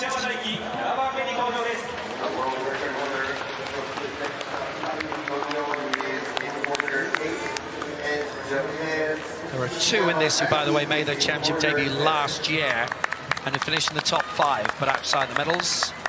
Andreas Walter and Fernando Vasquez, but the formal introductions will follow. Men's long jump, T12 final. Representing Ola Friberg finished 10th in the long jump in the World Championships last year. He's 24 years old, from a growing Swedish team. They're all, by the way, all 4 in the same hotel here. Ikar Chautuk of neutral para athletes. Pretty handy 400-meter as well. Najaf Zaid of Azerbaijan. 3rd in Tokyo. TD of 7:11. Tobias Johnson, 9th at the Paris 2023 World Champs, just missing that all-important cutoff for the final. Fernando Vasquez, he finished 8th in Paris 2023. Representing Germany, Walser Andreas. Germany's Andreas Walser. 5th at the World Championships last year. And that huge crowd cheer is for Daiki Ishihama, 4th at the World Championships last year. He will want to be on the podium here. Now the man to beat, Saliev Donyar of Uzbekistan. He's looking for his 4th title. And finishing off is Kargi Wong of Malaysia. Long jump T12 final starts now.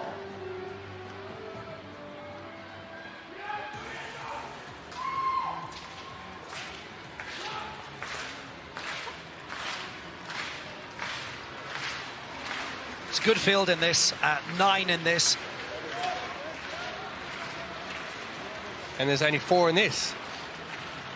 Final heat in the women's 100 metres T11, complete visual impairment. 12:39 the time to beat. For that who misses out and comes 2nd in this one. It has Luku Quinn goes in this, the reigning champion in the Asian Para Games, taking gold in that last year. She won gold in this back in 2015. Didai of Italy will go in lane 7.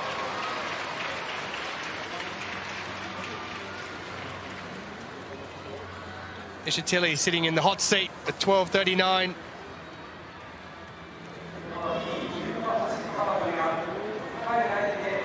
I wonder how hot that seat is feeling at the moment.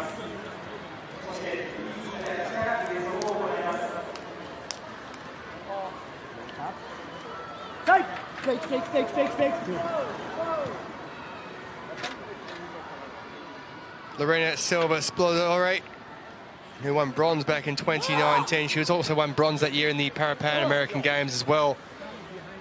Now, Didai, I hope I'm not saying the wrong thing by this, but am I right in saying she's the partner of Emmanuel Di Marino? You're absolutely correct. Thank goodness for that. Otherwise, I may have been making a relationship that wasn't happening. Starting rumors. Yeah, like that, yes. And how cool that they're both competing on the same morning at the World Champs. On the same day. Planned. Just put in the disclaimer. Last time we checked. Last time we checked, exactly. Last time we checked. I should say that more often. 100-meter T11, round 1, final heat 3. In lane number 1. So Juliana Moko of Angola, she competed in both Dubai in 2019 at those World Championships. She also competed in Tokyo at the Paralympic Games back in 2021. Lorena Silva Spolodore will go in lane 3. Luku Quing, she won silver in this in the Paralympic Games back in 2020. We'll go in lane 5 with her guide. And Ayola Didai, she won gold in the long jump in 2017 in London. She won silver in this event in the Europeans back in 2021. Wonderful mask she has on as well. Women's 100-meter T11, round 1. So we know that Zhu of China is already through to the final. We know that Haruza Guerreiro dos Santos is through to the final. And at the moment, it is Lai Ishitili who sits in that automatic qualifier position from the fastest loser. So we shall see from this what we get. There are 4 to go. 1 automatically will go through. Moko will go in lane 1. Silva Spolodore in 3. Lu in 5. And Didai will go out in lane 7. Final heat of the women's 100 metres T11 complete visual impairment category. Now this is where it takes a little bit of time for the tethering of the athlete and the guide, and just to make sure that the guide gets everything in order. Thumbs and fingers are in the correct position for the athlete, and then the guide get themselves into position as well.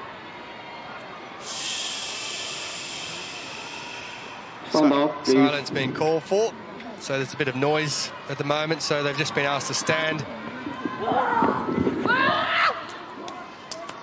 Now there is the shot put which is taking place right next to where these women are about to run this T11. So the women's shot put F54, that seated event, just it's only about 15 or 20 minutes away. Please, noisy in the stadium. There we go, you heard that. Noisy in the stadium. So those school children on their far side have been duly chastised. How can you blame them? They're having a great time. On your marks. We'll run through it again. Moko in 1. Silva Spolodore in 3. Lu in 5.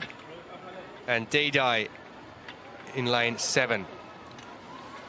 So we'll go through the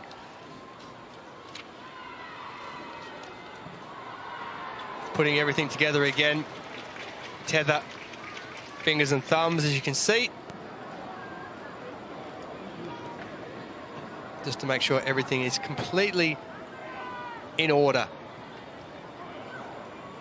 before the starter even thinks about getting them set. Set. Away they go, getting away very fast was Lu Quing of China. Silva Spolodore is making a comeback on the inside in lane 3. But it's going to be Lu Quing by the looks of it. It's going to get there. It is Lu. It is Silva Spolodore. We're going to have to look at the time now to see That is a championship record of 12.10 as well for Lu Ku Qing. She's taken 0.03 of a second off Teresina Guilhermina of Brazil's record set 13 years ago in Christchurch at the World Championships then. It is a very fast run and not far behind with Silva Spoladoro. So Laia Chitilli might find herself out of that hot seat. Very quick start from Lu. That was a great start, but watch the guide speaking to Silva Sporadore. Just the way that they communicate and let them know where they are, who is where. Look at him. He's not even looking ahead. He's looking at her, making sure he's helping her to run that race. And in case you're wondering why all the guides are male, there aren't that many female. There aren't that many males that can keep up with these women. They are going extremely fast. Well, we'll get confirmation of that in a moment or two's time, but it's the men's shot put F41 final for those of shorter stature.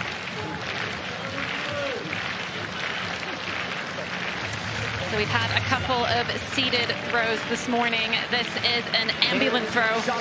Men's shot put F41.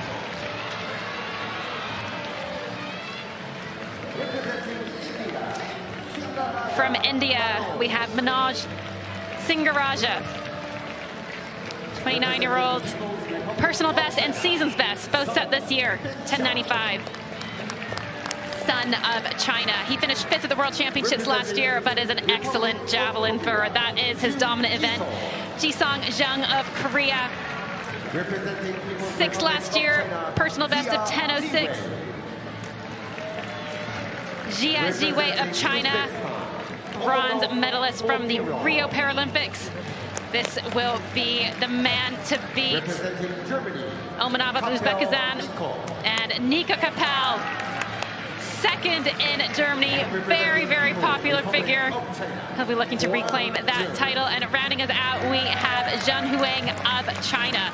3 Chinese athletes going in this field.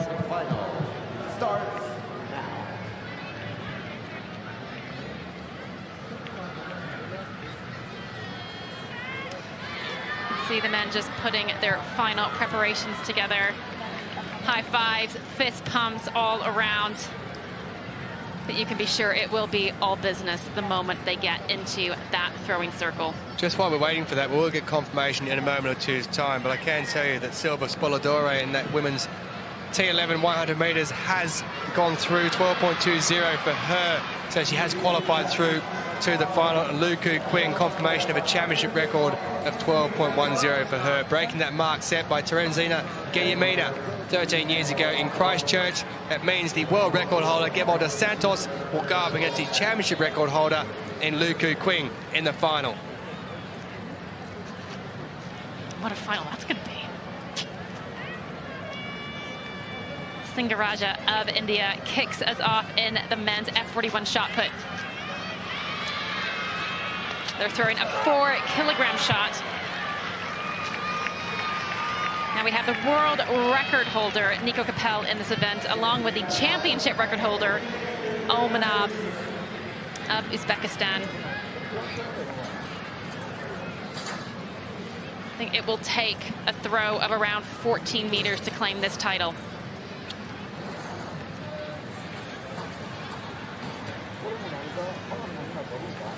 Now, unlike the seated throwing event where athletes take all 6 throws in a row, we will alternate with each attempt.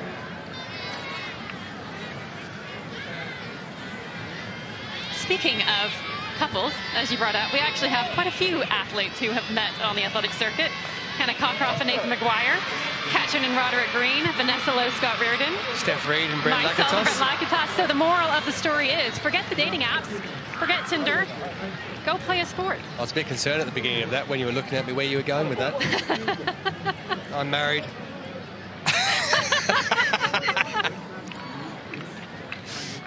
8:32 for Singaraja. And now here's Sun Bangjiang.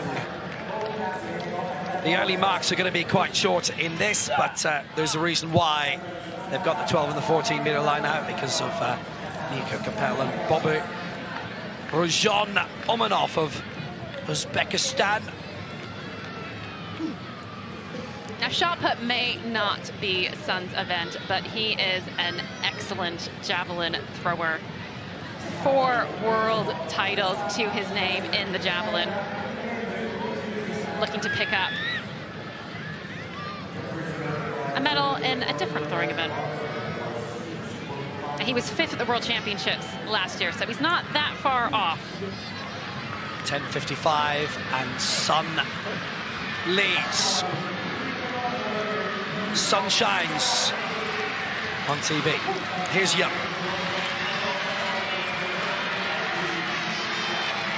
For Korea.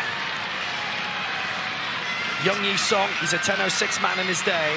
That's his lifetime best. Not this season. He might just have smashed it, though. I have a feeling he did. Visually, that looks beyond the 10-meter mark. There's no line for it. That looks about 10.5. Crowd are getting really enthused. There are more groups coming in all the time. Aha.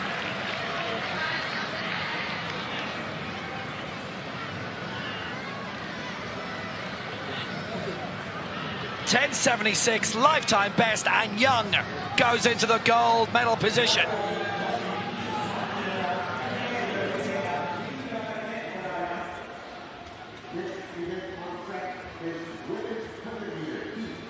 Victory for Zhu in her heat of the women's 100 meters T11. The only one to go through, Ishatile. African record didn't make it because Luku Quing with a championship record of 12.10, breaking the mark from 13 years ago, and Silva Spoladore, 12.20, season best for her, goes through as the qualifier. So that's how it looks. We've got the championship record holder up against the current champion and world record holder, Gebel dos Santos, in the final. Women's 100 meters T37 coming up. This is the opening round. These are semi-finals, essentially. And we will be seeing the world record holder in this as well. When long jump champion from this week. Victoria Slanova with the 4 there, who's a neutral athlete for the time being. Silver in the 400 meters here. So 5 going in this. Victoria Slanova in 4, Cheryl James 5. Bronze in the 400 in 2019. Still farming, I think, as well. Chim Payen of Thailand. A couple of Asian Games medals in a day as well.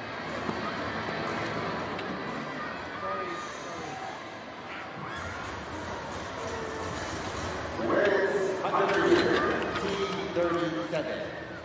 Round 1, Heat 1.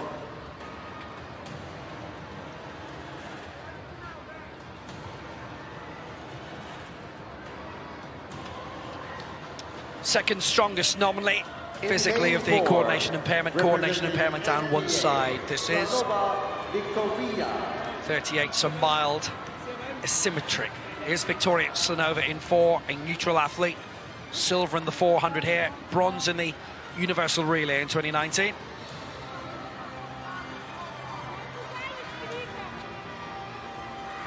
In lane 4, representing NBA, Slanova Victoria. In 5 for South Africa, the Paralympic bronze medalist in the 400 in Tokyo.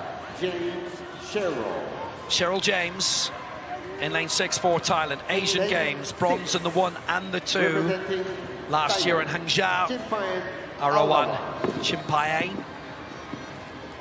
In lane 7 for China, the reigning 100 meters Paralympic champion and Asian champion as well, world record holder Wen Xiaoyan. And in lane 8, another neutral athlete, bronze in the long jump here, silver in the 400 in the last Europeans in Bydgoszcz, Lena Tretiakova. 100 meter T37. So it's the top 3 to go through, plus the next 2 fastest. Wen Xiaoyan, On your marks. defending Paralympic champion as she will be later on in the year in Paris. 3 golds that she claimed in Tokyo last time out. The 2019 world champion in this. Looking for a 7th world title somewhere along the way. So Slanova in 4, James 5, Chimpe in 6, Wen 7, and Tretyakova in 8. Top 3 will go through. And away they go. Solid start by Wen. Slanova coming up well in 4, and James in 5. But Wen Zhaoyan is on the way. She's not going to be defeated here. The world record holder easing up slightly.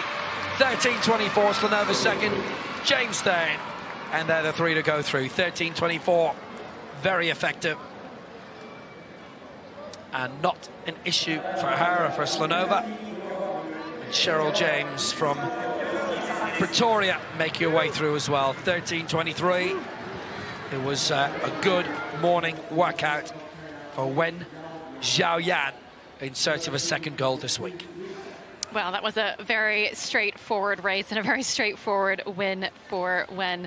And it's not the fastest time. It doesn't need to be at the stage, but actually it is interesting to watch what that wind is doing, particularly because the long jump is happening alongside this 100 meters. Wen ran that into a headwind, and looking at the long jump, that wind is swirling down there. Wen Zhaoyan with the win. 13.23, Slanova second, James third, and the rest will have to wait.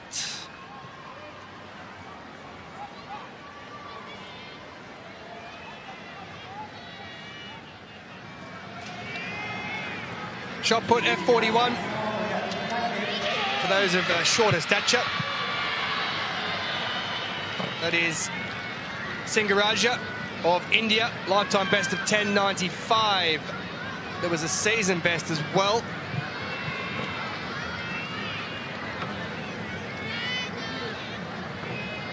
As always, India well represented at these championships.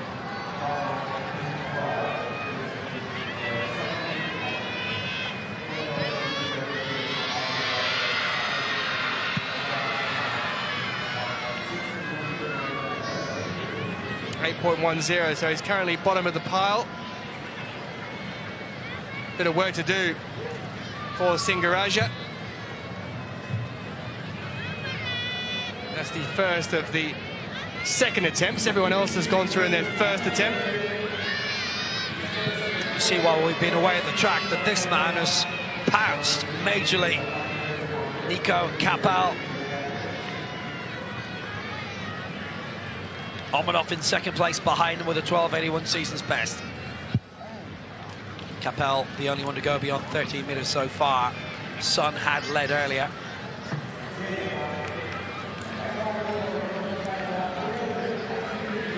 Competition has moved on quite a bit since then. 10.55 he had in the opening round in this F41 shot put.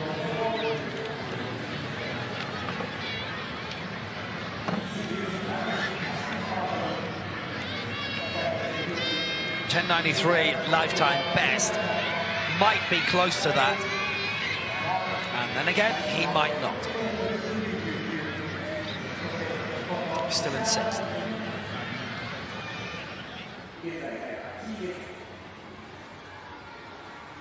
We're going to head back down the straight in a moment or two. Yeah, victory for Wen in 13.23. Slanova, James, and Tretyakova through as well, due to the mathematics of it all. Chimpian is the one who's going to have to wait. The second heat in the women's 100 metres T37. We just saw the results then of the opener. 4 to go in this one. And the first 3 will definitely go through.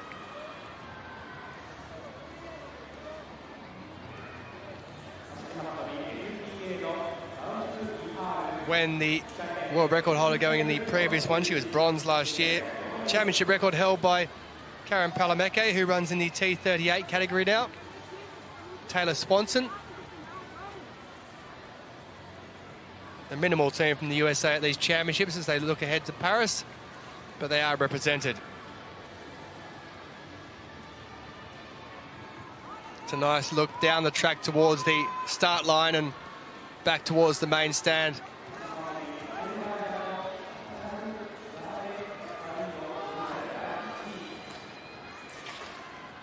Johanna Benson on the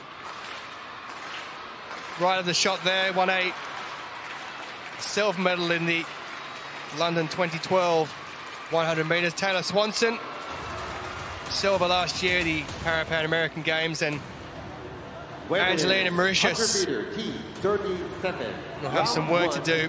Heat 2. Her lifetime best is 14:51.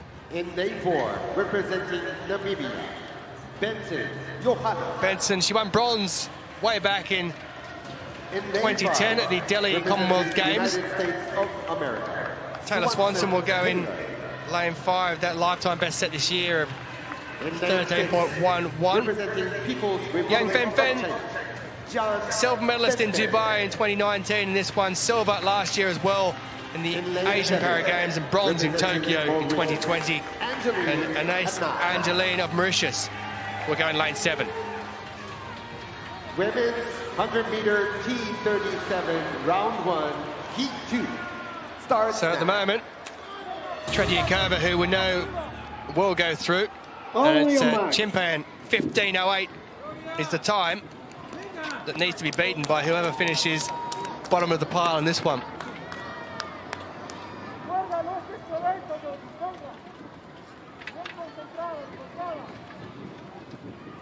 So there are only 3 possibles to go into 2 lucky loser spots. So Tretiakova will go through already.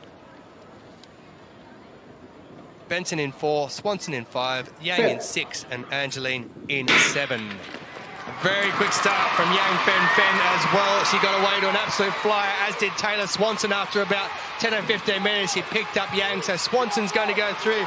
It's going to be Yang who's going to go through in second, 12.99. And in third place, qualifying automatically, it is going to be Johanna Benson of Namibia. So Yang got away to a fast start. The Swanson picked her up with no issues whatsoever. Lifetime best of 12.99 for Swanson.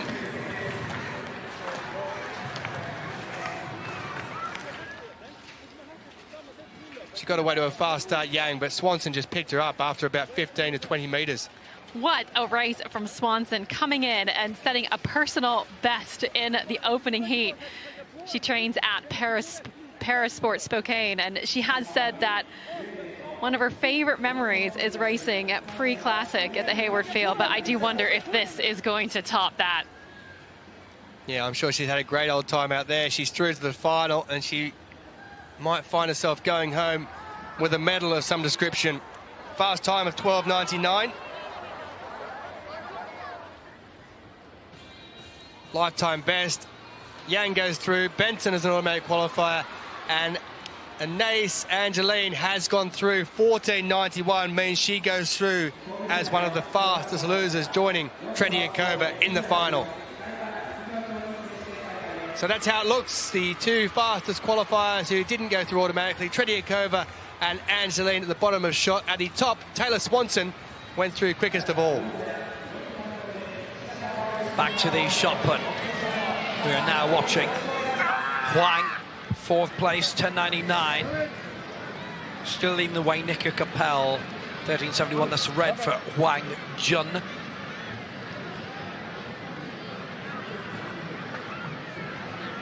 So he's going to stay outside the medals by 7 centimetres. It's the first no throw of this second round.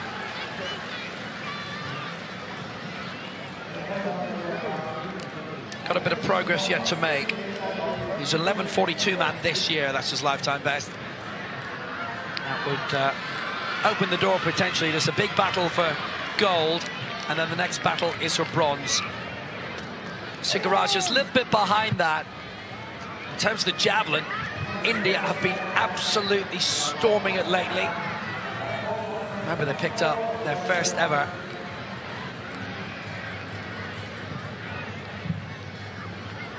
athletics title as an independent nation at the last Olympic Games.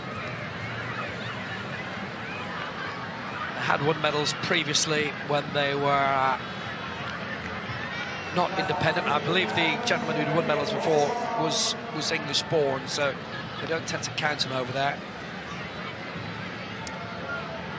8.14, he stays in 7th position. Nico Capel leading.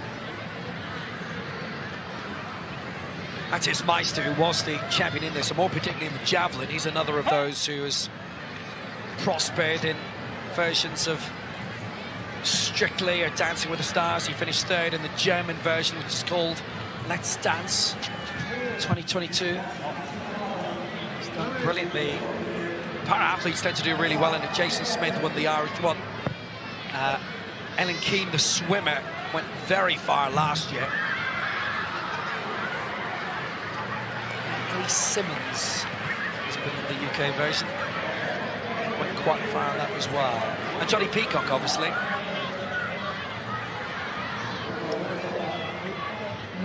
No throw for Sun in this 6th round. Matthias Meister, by the way, won the bronze medal in Let's Dance in Germany.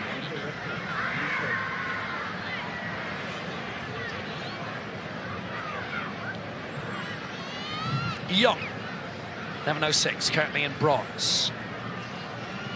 And realistically, that's the big battle. There are 4 fighting for it. Now, is that beyond 11:06? That was a lifetime best. With his second attempt, it is a white flag. Yeah, what a pro for Jung. He started the competition with a PB of 10:06. He's now an 11-meter man.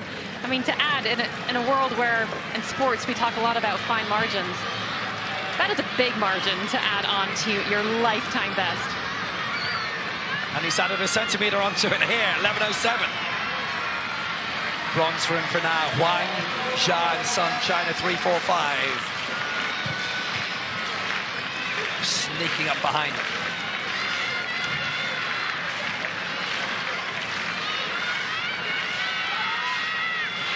Well, Xia, 10:98, season's best. Huang's heading out towards that 12-metre line as well. It's a 12:33 man in his day. He's 34 now. Going to come to the long jump later on. It's still early stages in that, so don't worry about that. Men's shot put F41 is still building. That might just be beyond 11 metres. 11:09.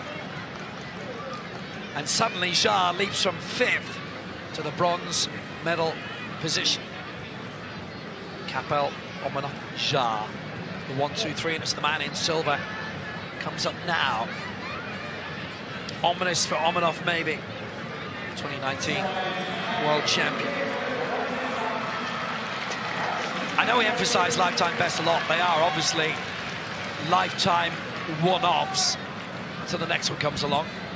He's a metre off his lifetime best right now. He's done it before. 13:63, just 9 more. Oh, that's beyond 14. That's the lead. He's certainly gone beyond Nico Capel, and it's a white flag as well. Uzbekistan, who scored brilliantly in the long jump last night for the women, are going to hit the front here in the shot put big time.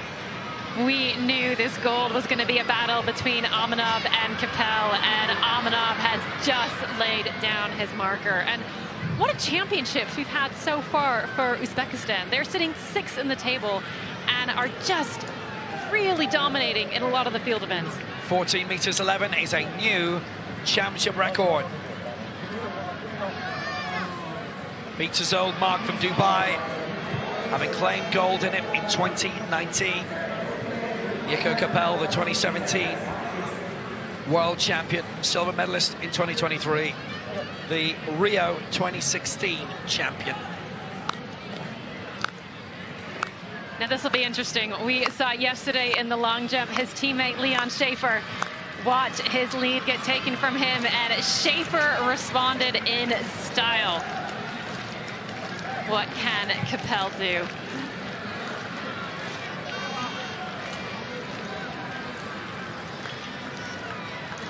$13.71 in the second round. That is close to 14. That might be his best so far. It's not beyond 14. But he'll accept the mark happily. It's potentially an improvement. It won't give him the lead, but it will edge him a bit closer. He's thrown 14.16 this year. 14.11 is currently the gold medal spot. Capella's a 14.99 man. His world record is 15.07 from last month in Häkkinen. Actually, a fortnight ago, 13.77. Improves, but he stays second.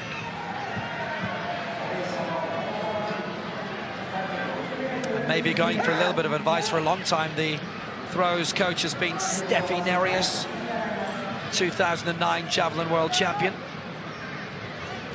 That is not Steffi Nereus.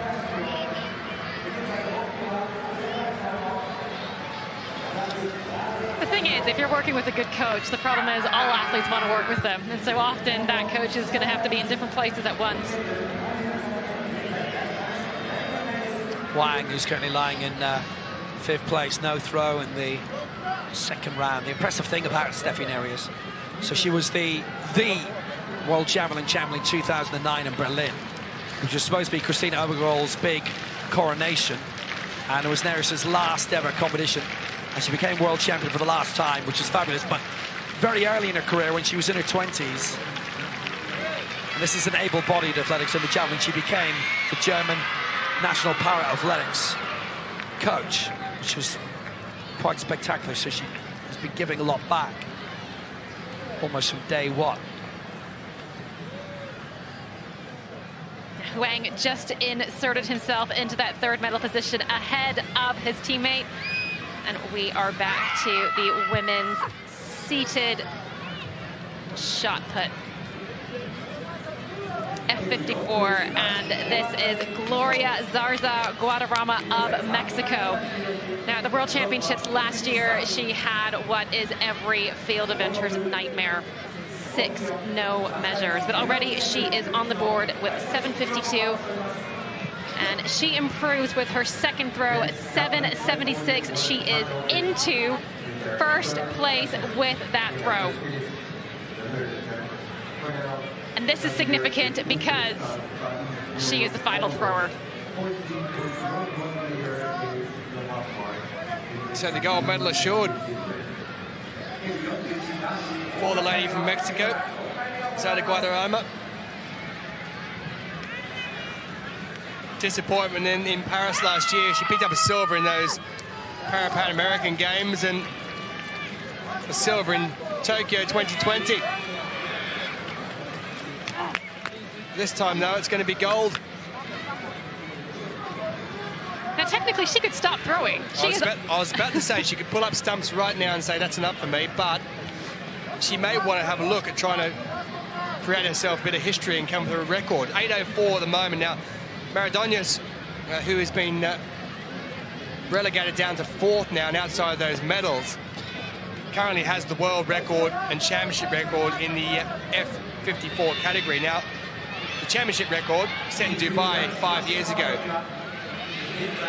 As Rodriguez Gomez looks on, we'll have to settle for silver. Now, she holds the F53 world championship record, Rodriguez Gomez. She's the only F53 in the field. But at F54, Maradonias of Chile holds the championship and the world record. So perhaps a bit of history here in the making for Zarza Guadarrama of Mexico.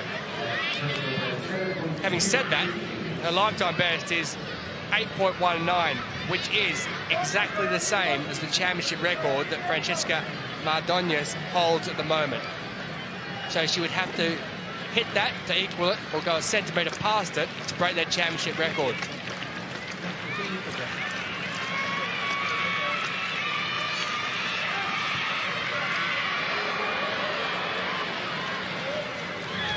So she hasn't taken too much time. She's entitled to it after her third attempt. I'm sure it's not yet sunk in that she's actually won the gold medal, despite still competing.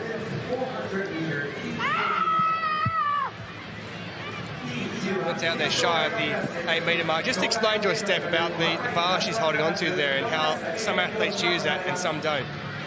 In the seated throws events, this is the F54, there can be varying degrees of the ability to use your core muscles, and so that bar will be held onto just as a way to help her keep her balance.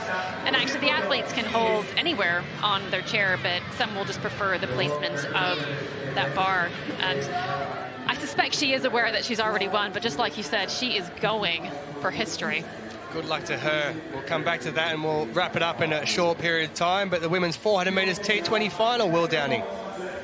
T20, intellectual impairment, and the world record holder, the reigning world and Paralympic champion, Brianna Clark, is in this. But she finished down the field a little bit in her semi-final, and she is out in lane 9. Good big field in this. We've got the reigning Asian champion, a European champion, a former Pan Am champion. Clark was not competing in Santiago, but she is the reigning World and Paralympic champion still. And what about this? The Asian Games champion, Deepti Jivanji, in her first global championship. She's the Asian record holder as well. Now, we don't have Brianna Clark. She was supposed to be in 9, and she's withdrawn late. Murillo of Colombia. Murillo has been promoted to the final, and Brianna Clark does not start. Number 9, representing United States. That is totally unexpected. Clark, Brianna. And that is very much an 11th hour situation. We do not have Brianna Clark. We Maria Murillo instead in 9 for Colombia. In 8, the European champion from 2018. A Lisbon native, Karina Pine. In lane 7 for Turkey, 18-year-old championship debutant Aysel Onda. In lane 6 for India, the Asian record holder, the Asian Games champion, Deepti Jivanji. In lane 5 for Turkey, 5th in the long-jump final, 16-year-old championship debutant Rayhan Tazdelen. In lane 4 for Brazil, silver in the 1500 meters in the Worlds last year in Paris, Antonio da Silva. In lane 3 for Japan, the Asian Games bronze medalist over 400, Nina Kano. Or locally, Kano Nina. And in lane 2 for Ecuador. She was in the long jump final here, the second World Championships, Liz and Shayla Angulo. So Brianna Clark did look out of sorts in her heat, and she is not in the final.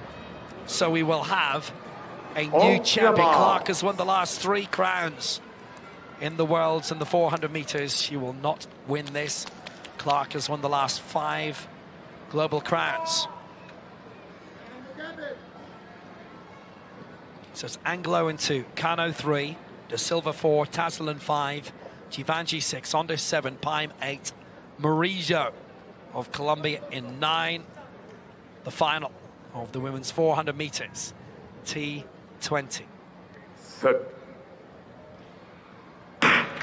And the way the first time of asking, this is as open as it gets. What chance for India? And Deepti Jivanji, they're improving all the time, and she's improving all the time. Just look at her go in lane 6. The Asian Games champion, her first global championship. She is bombed away. It's not unusual in the T20 to see someone do that. Can she keep it going all the way through? It succeeded for her in Hangzhou last November. She is well clear for India. Anglo in 2nd. It's Onda has moved up. Paim in 4th, Kano in 5th. But right now it's Jivanji, who is well clear. Onda in 2nd place for Turkey, the championship debutante. Paim is way back in 3rd. Anglo is making a move now, but it is Jivanji leading, and Jivanji being caught up by Onda. Onda might make it, Jivanji hanging on, it's gold for India. Silver for Onda for Turkey.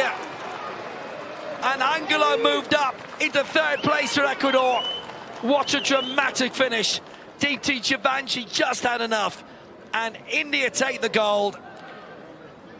Deepti Jivanji, the 20-year-old, Aysel Onda in 2nd place. And it's a new world record. She's demolished it. Brianna Clark held it, 55.07. And Deepti Jivanji just went full tilt. Onda with a new European record in 2nd place, and Anglo with a new lifetime best in 3rd. What an astonishing victory. Jivanji went all the way through, and there are times when we look at the clock, but that time we were looking just to see who would get the gold, because Jivanji almost did it, but she did. An amazing race that has seen the world record and the European record both go, and Givenchy at the age of 20 takes the title for India. What a stunning race from Givenchy. She blasts out of the blocks to the extent that you think she's running a 200 meters, and you see at the end Givenchy hangs on. She says, no way am I giving this up after doing all of that work. And I'm sure Brianna Clark is watching on, wishing she was in this race. For so long she has been dominant, and now we have two newcomers, Givenchy and Onder. Now Brianna Clark did say that she was struggling with an injury she picked up about 3 to 4 weeks ago, and let's hope we get a repeat of this sort of final in Paris. But Givenchy is the fastest of all time now. She smashes the world record. 500s inside Clark's mark, only set last year at the Worlds in Paris. And Deepti Givenchy is the world champion with a new world record. And she's not the only champion crown, because in the shot put we're calling Gloria. Zaza Guadarrama, the F54 champion. Disappointment in Paris last year. She took silver in Tokyo 2020, but she did the job with her opener in this one. And what a job she did. 8.19, her lifetime best coming into it.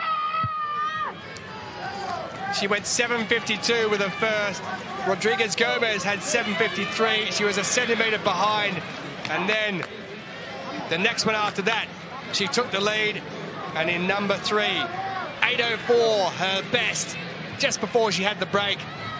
And it is Mexico who pick up the gold medal through Gloria Zaza Guadarrama. 8.04 for the new world champion.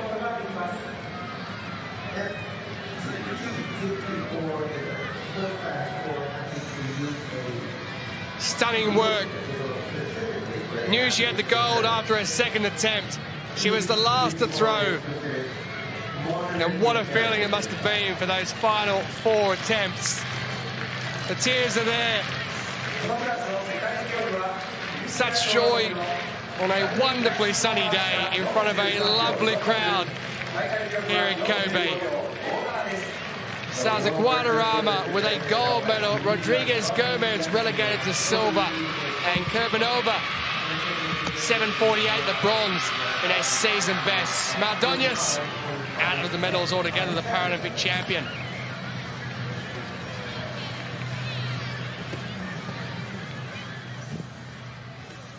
So we're now time for the final track event of the morning, which will be the men's 400 meters T54. There are 3 from China going in this one. Yassine Ghabi, who's not here, holds the world and championship record. We'll see him later in the year, no doubt, in Paris. But it's an interesting one, this, because the winner of the 5,000 meters goes in it, Faisal Arajihi. But that is now going to be rerun on Thursday evening at 7:30 local time. And there is the man who won that gold, which has been exonerated because of the new race being run.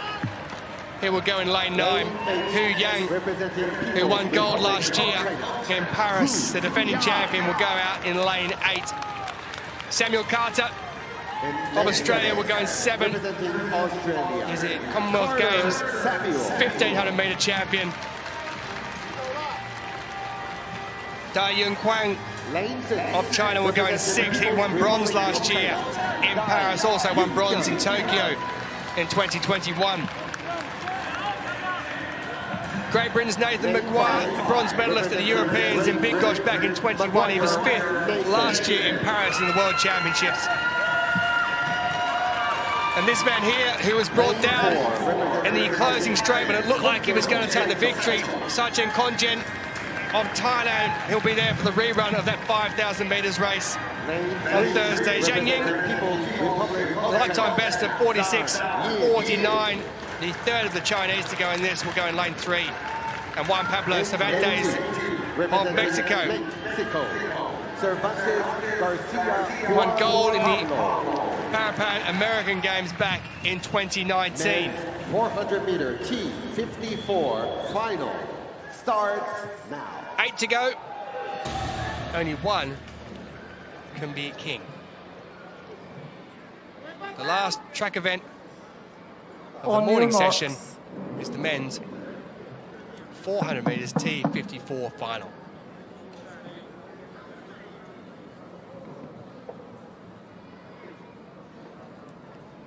Set. Well, away they go, and as usual, when you're on the outside, you have to maybe take a bit of a punt because you're not sure what's happening further in, but they've all got away to a good one. But best of all, Hu Yang, the defending champion, has flown through that opening 100 meters. He's now heading down the back straight, and he is in the lead by quite some distance. His compatriot a bit further in, Dai Yu Kwang, who was bronze back in Paris, is catching up and coming in second place. As it stands, it looks like a China 1, 2, 3 at present. Zhang around in third place. We might have a triumvirate coming through and taking all three of those medals. It is Hu Yang who's flying down the outside, a couple of lanes further inside. It is Dai. It is going to be a China 1, 2, 3. Who takes it? 45.05 is the time, and that will be a new championship record for Hu Yang. He defends his title from last year in Paris, less than a year ago, and this time he breaks the championship record. Dai goes through with a season best in second, and Zhang a lifetime best for him. And 1, 2, 3 for China. There were only 3 from China in it, and they've all collected a medal. What a run from that man there, Hu Yang. It was absolutely brilliant. He took off at a rate of knots. He went up on the shoulder of Al Rajihi straight away on his back wheel, went past him within 50 or 60 metres, and he never, ever looked back from there. Steph Reed. That was dominant from the start. To win a men's 400-meter race by almost a full second shows that level of dominance. And within the wheelchair racing program, 400 meters really is, it's about pure physicality. You don't have the strategy element like you have in the 1500 meters or the 5000. There's no hiding. You have to have a great start. You have to have great top speed. You have to have great endurance. You have to have the full package, and that man does. Yeah, the full package indeed. It was quite some performance. He won the gold last year in Paris. He's come back. He's backed that up again as we head towards the Paralympics later in the year. He's taken the championship record that was held by Yassine Ghabi that he set back 7 years ago in London. And look at that. They're at the top of the medal pile, China. The last 4 World Championships, they've been at the top come the end of it. And the way it's going at the moment, they're going to be there at the end of this one as well.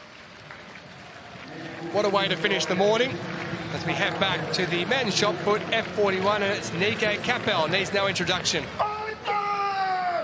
He's our leader. It's gone out around 14 meters, 14.23 in the 4th round, and that actually a new championship record, beating the mark of Omanov. His world record, Capel, is 15.07. Set 11 days ago. Probably jumped on the plane straight after it. Pole position right now leads Omanov by 12 centimeters. What a battle for the bronze medal. White currently leading that.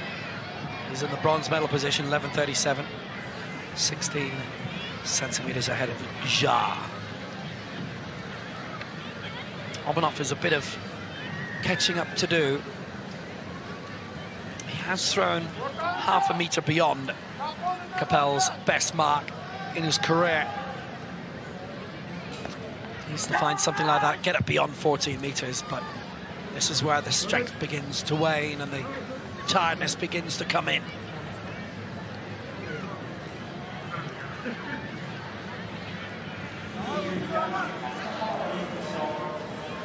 What a battle it has been, and this is exactly what we love to see in the field events, the chopping and changing, the switching of leaders. And just like Schaefer last night, Capel watched that lead taken from him, and he responded with a championship record. We still have one more round to go, and if we've learned anything so far, everything can change in this final round. Omanov, the defending champion, red flag that was. 14.73 is championship record. Not sure why it's not actually down on our sheets as a championship record, as what he threw last year in Paris. Singaraja has fallen a little bit behind. It's currently Capel 1, Omanov 2, which is the reverse of last year's positions. Omanov won that by 24 centimeters.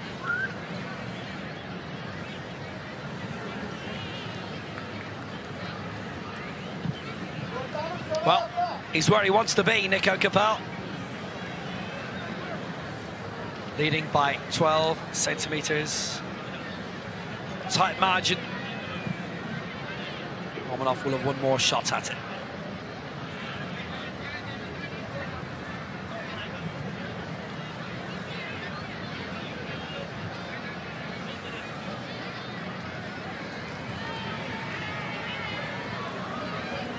China currently represented in 3rd, 4th and 6th.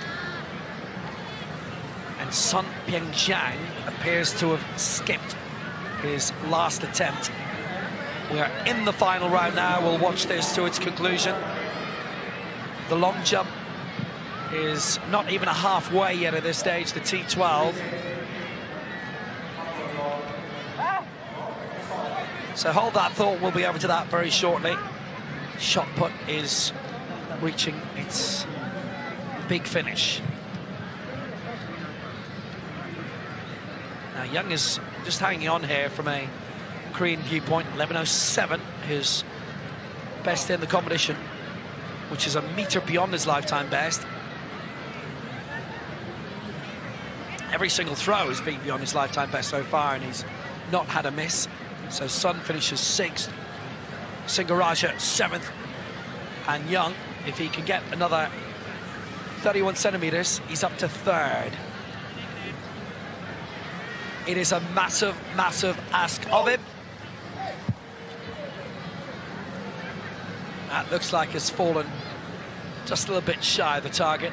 It's not going to be an improvement, I don't think. Visually, looks to be 10 metres and change.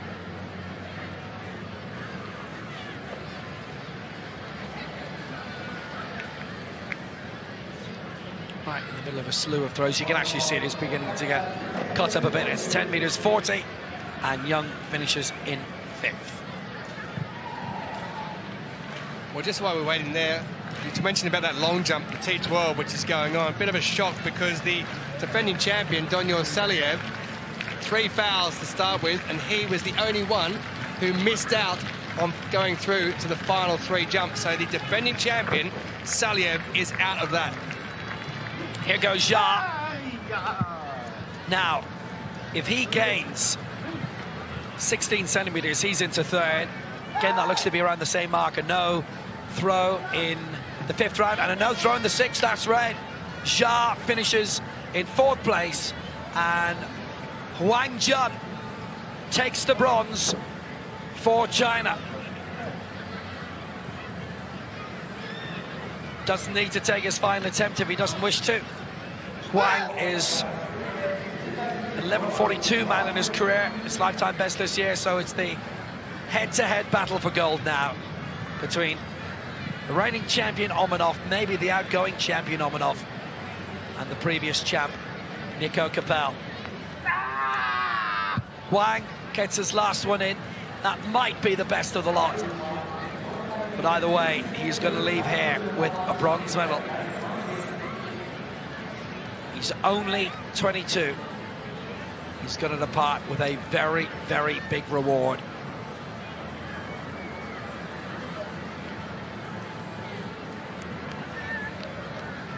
.11.01. Huang is the bronze medalist.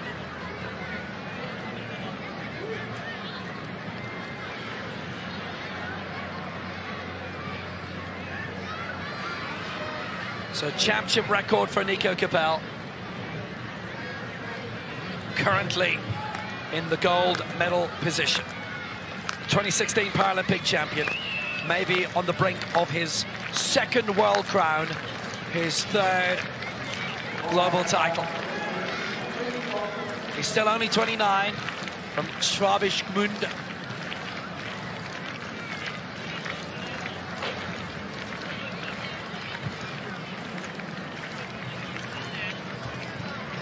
It's his last throw. There's still one more throw to come after it. Just shy of 14 meters. He's given that a brilliant, brilliant go to try and extend his advantage. He has smashed the championship record and maybe on the way to gold because of it.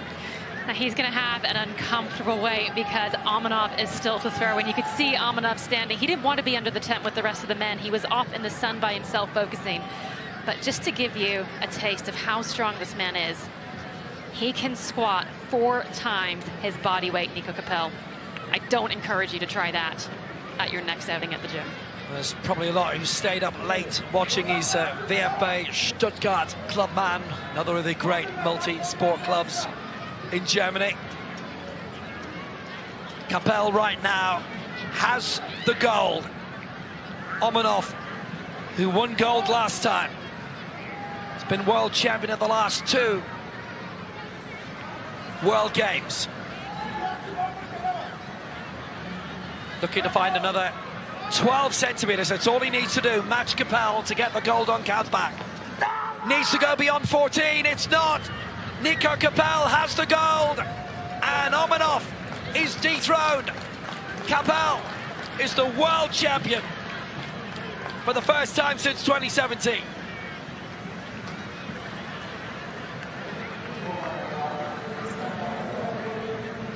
It was such a perfect shot watching that throw. You see Nico Capel there in the background, wanting to watch but not wanting to watch.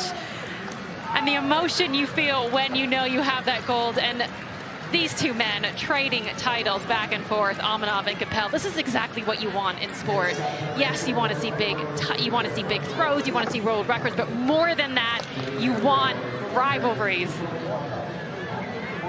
Awesome result. It reverses the result from both 2019 in Dubai and last year in Paris. Nico Capel, the world champion.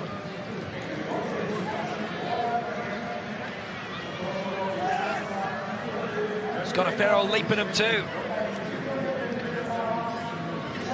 14 meters 23, the new championship record, which had stood for 5 years. He showed what great form he was with that world record in Häcken just a week and a half ago. Paralympic Omanov dethroned, but he still gets the silver, and he was 12 centimeters off his 3rd world title in a row.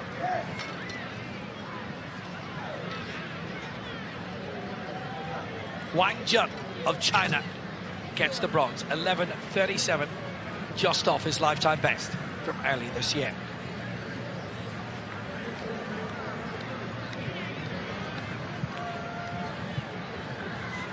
That was a tremendous competition.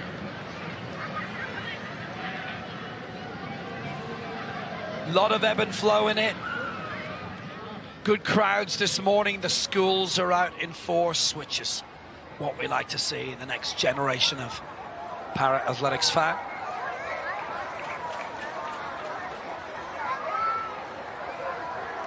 And they're having a lot of fun. Dipti Chivanji with gold for India. Women's 400 meters T20. A new world record, 55.07. Aisel Ondo, the silver for Turkey, European record. And Licenchela Angelo of Ecuador, the bronze. Brianna Clark did not start. Trifecta for China in the men's 400 meters T54. Who wins it? Dai comes in silver. It was a championship record for Hu, season best for Dai, and a lifetime best for Zhang Ying, picking up the bronze. Well, here we are with the final event of the morning session. It's the men's long jump T12. We're into the 4th round.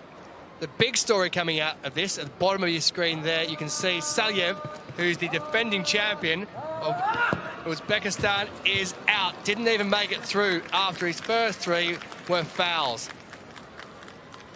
So at the moment, it is Najafadze, the European champion, who leads the way. Vasquez of Argentina in 4th position with his 4th attempt. Now this is the T12 category, so there is a larger board and the takeoff is where it is measured from, whether it be towards the front or whether it be at the back. If they foul, of course, it is a red flag, but it is measured from where their foot takes off from on that chalkboard. 6:48, so no improvement there for Vasquez. He stays with a season best 6:71 in 4th position. He's just slightly outside the medals by 14 centimetres. Ishiyama of Japan, who's next to go. Season best for him is currently in the bronze medal spot.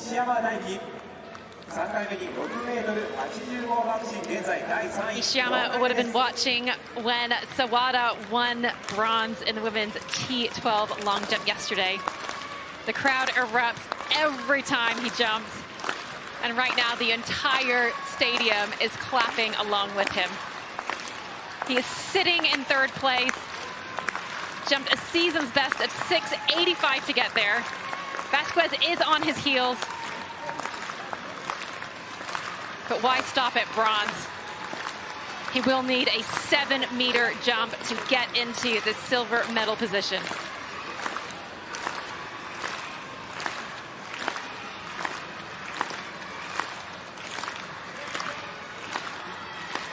Now he's just taking his time. He has a full minute before he has to start. Some athletes will wait for the wind, and now he is off. Well, he hit the board nicely, or the chalk, we should say.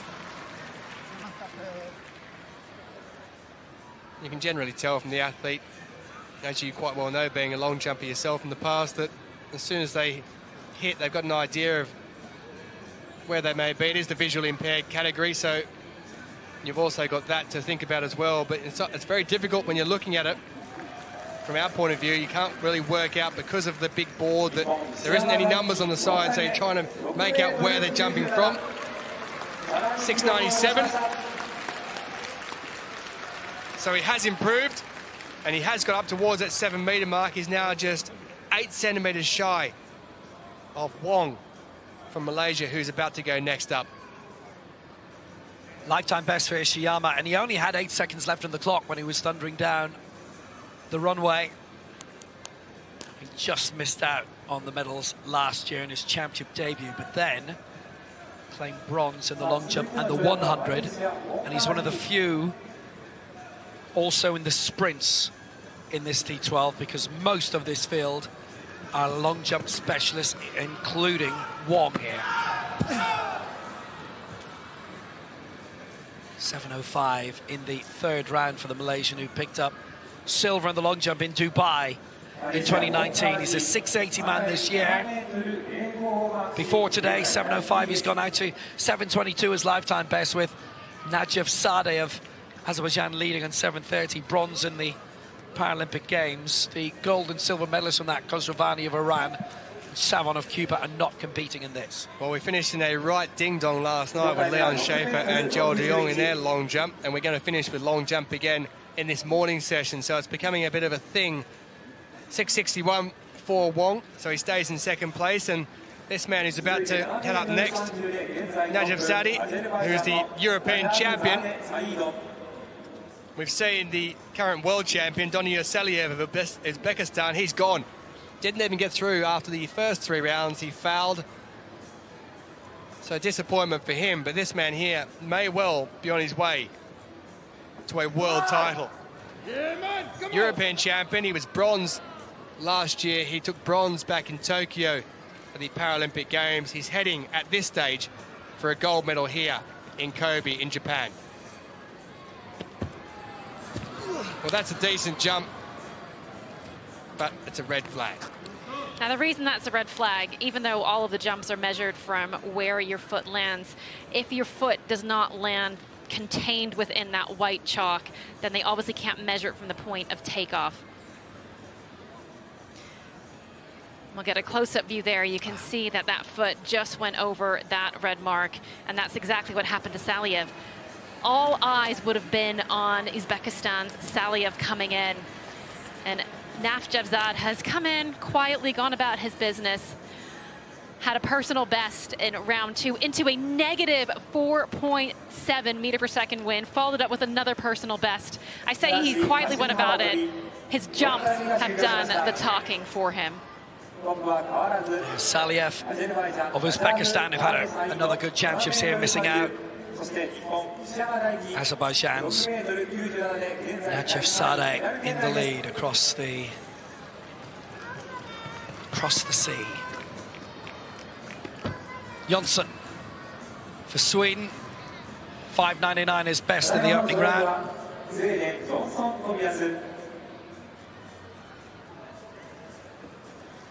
Well, he's a perennial European medalist, and he did pick up a silver in 2017 in the Worlds in London. 3-time European silver medalist, bronze as well in 2014. As mentioned, no pair, Jonsson this time. At the World Championships last year, he finished 9th, meaning he just missed that cutoff for the final. And he would have been one of the people benefiting from Saliev's departure. Yeah, it's a massive shock about Saliev. The 2-in-a-row world champion, the reigning Asian Games champion. Nachevzadeh of Azerbaijan, they were brilliant hosts of the first European Games in 2015, and then it went to Minsk, who were also great hosts in 2019. It kind of seemed off the radar when it was on in Poland last year, but they're continuing on with it. Istanbul 2027. It does not currently have a para element to it, but hey, they're welcome to it. Here's Rieberg of Sweden. I was just saying, sorry, earlier, and Norway, Sweden, Denmark, Finland are all in the same hotel, which I don't think is a coincidence. 6:04 is best so far.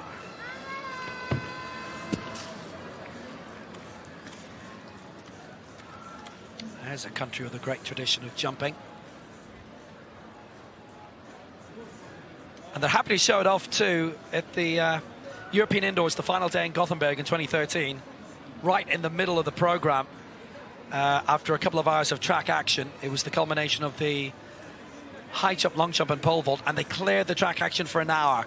It's one of the best, most atmospheric athletic sessions I've ever been at. It was all about the field events, all about the jumping, and it was just fantastic. And they know a lot about jumping and vaulting, considering the champions they've had in their time. Well, the thing about the field events is they are so exciting, and no, they don't happen quite as quickly as the events on the track. But you have to watch it from start to finish to really understand the story and the different changes that have taken place and the way the athletes have had to manage their emotions and respond and bring themselves up, bring themselves down. It is fantastic when you stick with it and watch it through to the end, particularly as we're getting to the business end in these final rounds. So from Augsburg, TSV Schwaben, this is Andreas Walzer. He made his championship debut last year and he finished 5th in the long jump. He's a 6.62 man this year. He's a 6.57 man today.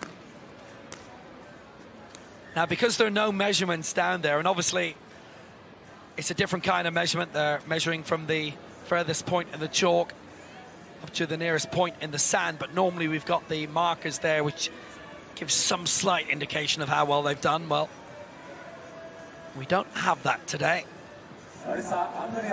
Medium visual impairment, 6.62. Walzer is a season's best. Matches his previous season's best from earlier in the year. T12 is up to 5% vision. T13 up to 20%.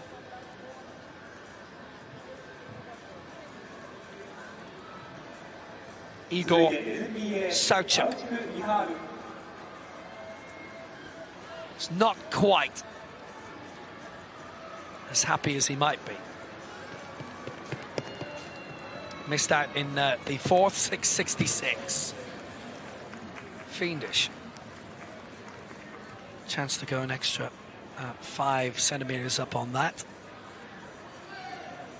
Well, I have to say, I do think he might be a little bit happy, seeing as he has set a personal best. He came in with a personal best of 6 meters 55. Has added 11 centimeters onto that, but you're right, athletes are greedy. And he would have been happy, perhaps for a split second, before thinking, you know what, maybe I can get into the medals. Igor Sauchuk actually is one of the few in this who's also a 100-meter sprinter. He finished 5th in that, and in the long jump in Bydgoszcz in 2021 in the Europeans. 6.52, stays in 5th spot. So I actually have him down as also doing the 400 meters here, which some might think is an unusual combination, but triple jumper Christian Taylor proved that it can be done very well. Fernando Vasquez, 8th last time out. He's 4th now. He could be rolling into the medals here. 6.71 is 26 centimeters away from Ishiyama. Remains a very good crowd in this closing straight for the long jump, as well as in the back straight, where all the schools are watching today. Fernando Vasquez, they have a good improving program as well in Argentina. Yeah, it's been really interesting to have been trackside as the athletes were watching Saliev struggle, because when the world champion goes out, someone who's been so dominant, that just completely opens it up and really changes what athletes think, actually, now what is possible. 6.77 is best of the day, but he stays in 4th spot. This is the man in the bronze medal position, having finished 4th in it a year ago on his championship debut. But since then, that fine double in Hangzhou, the bronze double in the 100 and the long jump. It's Ishiyama. 6.97 is lifetime best. Does he have anything more to give, though? In his final 2 attempts, he's put a lot into that. That looks long, but the red flag has denied him. And obviously, there was a very good reason why it looked long. Oh, you could just feel the crowd hush as that red flag was raised. And it was an excellent jump. And sometimes you'll find yourself, well, that was clearly outside of the takeoff zone. Sometimes towards the end of the competition, you'll really just start to run with freedom. It can open up your stride. Sometimes you find yourself faster on the runway, and he is now going to have a decision in terms of what to do ahead of his 6th and final attempt. Will he move the marker back, or will he change the way he approaches the runway? So Wong Kar-chi of Malaysia. 7.05, currently in silver. Looking to go big. It's not bad. And now the red flag, it is bad. Put a nice amount of distance into it, but... Ooh, that was marginal, but it was enough. Now, you might think it is maybe easier jumping from a 1 meter takeoff board, but remember, this is a T12 long jump, so a medium visual impairment. But the other thing as well is this wind has been absolutely crazy this morning. Looking at the results, you've got everything from negative 4.7 meters per second to plus 2.1. The wind is all over the place, and it affects the runway. So, Nadja, the 3rd round effort. That's the best of the day. Puts them into the gold medal position. 7.28 into a massive headwind in the 2nd round. Nadja leading with that mark. 7.30 lifetime best. That was in the 3rd round. He has had a foul in the 4th, and he has skipped his 5th round attempt. He stayed in his seat. We're into the last round now. And Tobias Jonsson, currently lying in 8th and 5.99. Nadja 1, Wong 2, Ishiyama 3. Was a Malaysian winner of the Southeast Asian Games at the end of last year, but it was Muhammad Saifuddin Ishak at Chiang Camacho, the Philippines, and Nguyen Ngoc, Vietnam.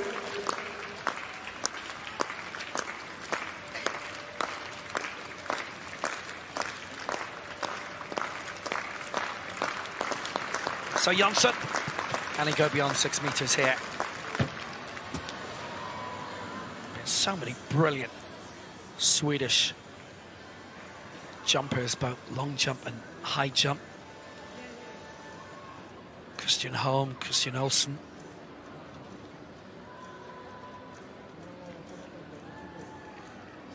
Well, of all the long jumpers in the field, he has certainly been one of the most consistent in terms of not picking up any fouls.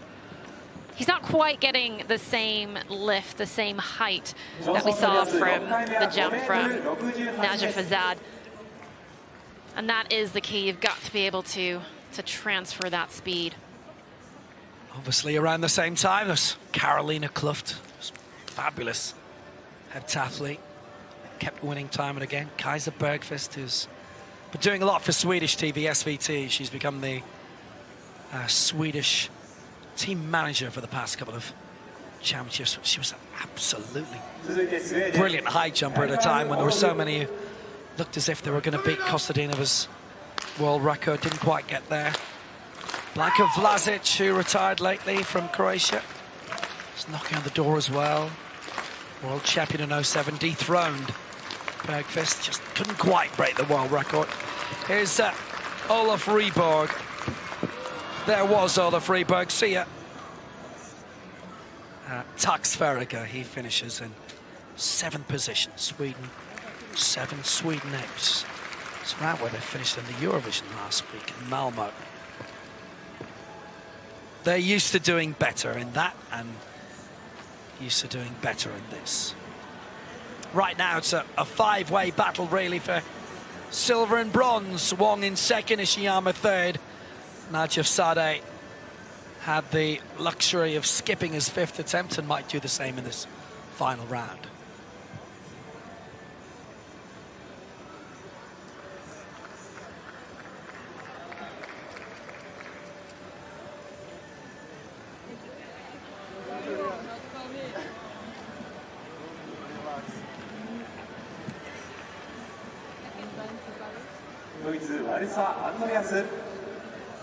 Well, here we go. We're deep into this long jump competition. T12 and heading toward the ends with Walter.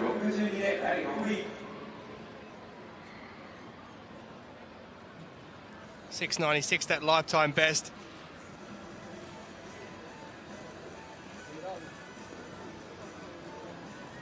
Season best 30-odd centimetres shorter than that, and he's equalled it today with that 662. He's been consistent.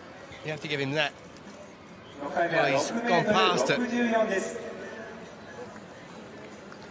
664 with his final attempt, so he's left his best till last. It was a good song, that as well. Andreas Walser. 664, but he'll finish in 6th position. Salchuk, lifetime best of 666. So regardless of what happens here, he's had a good day out. And that was a pretty good jump off the board as well.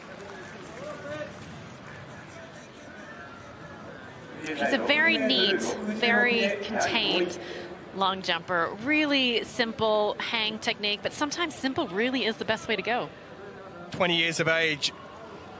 He couldn't have got much closer to the edge there.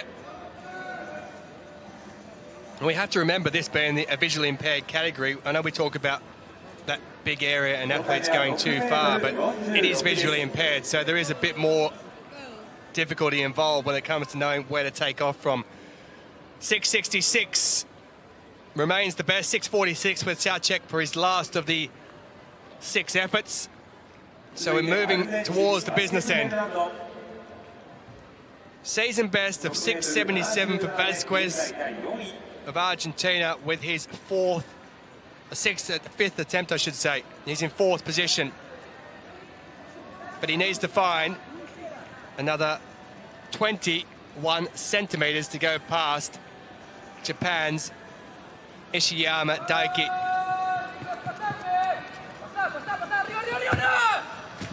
Well, he's found it off the board with no issues there. It'll be a white flag. He doesn't look too keen, though. You could hear there, Vasquez has a guide with him, and he was using the sound to help guide him. And we should point out that sighting for the board and being accurate on the board is difficult, even if you have full use of your eyes, which is why Able Bodies Athletics is actually considering going to a system very similar to what these T12 athletes are doing right now. Yeah, and also you say that it is a very glary day. Well, he's picked it up into third position with his final jump. Has it 6.96? He is just short. I thought he might have got himself up into third then. There were celebrations in the fact that I think that he's absolutely smashed his lifetime best. They thought he'd done it. Maybe premature with those celebrations from the guides and the coaching staff, but this man here, he can celebrate. Ishiyama Daiki, he's 1 centimetre ahead in that bronze medal position. He needs to find 9 centimetres to move into the silver position outright.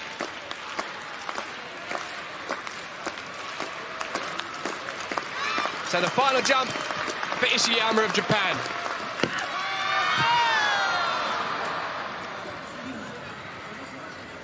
Oh, and the reason he's gutted is because he was quite far behind the board. On his 5th attempt, he had a foul, so clearly he and his coach went and made the decision to move the mark back, possibly a little bit too far back, but he is our bronze medalist, matching what Sawada did yesterday in the women's T12 long jump. 2 bronze medals in the long jump for Japan. He's got it by the fairest originally, but he's gone 7.08. So he's moved into the silver medal position, not just bronze. Well, it didn't look like he'd got there because no one looked real confident. But 7.08, he's moved past his lifetime best. That is some jump from the man from Japan. Yeah, I take it back.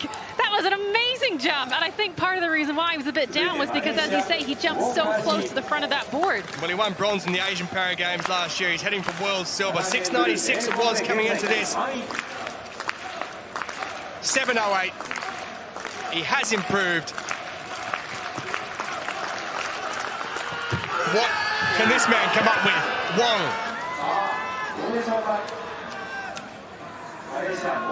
Well, Wong is now 3 centimetres behind Ishiyama of Japan. We wait.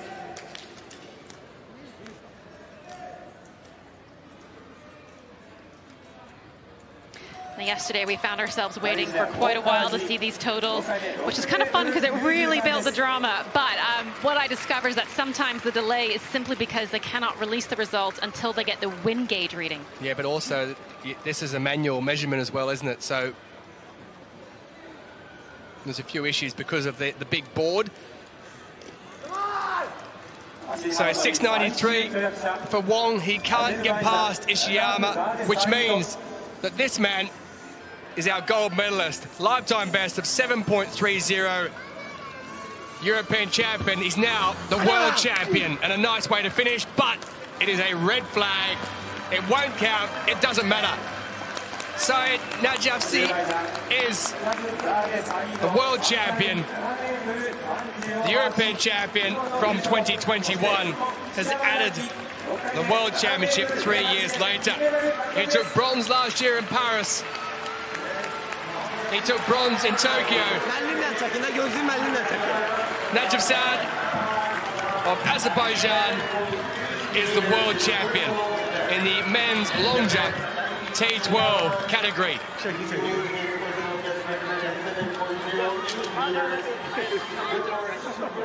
Well, we went from premature jumps for joy from Vasquez, who looked like he'd gone from 4th to 3rd. Then we found the Japanese athlete Nishiyama went from 3rd to 2nd. But this man was just jumping for joy at the end, and he's picked up the gold medal. His first ever World Championship gold medal 2 places better than the bronze last year as he heads into the Paralympic Games later this year in Paris with the European Championship and the World Championship to his name. He'll look to add the Paralympic title to it as well, but disappointment for the outgoing champion, Daniil Saliev. His 3 jumps at the beginning, he just couldn't find a mark. There were only 9 in it to start. 1 was going to go out, and unfortunately, it was the man who came into it as defending champion. Joy for Japan, a silver medal for Ishiyama. And what a way to finish, moving from the bronze medal up to the silver right at the very end.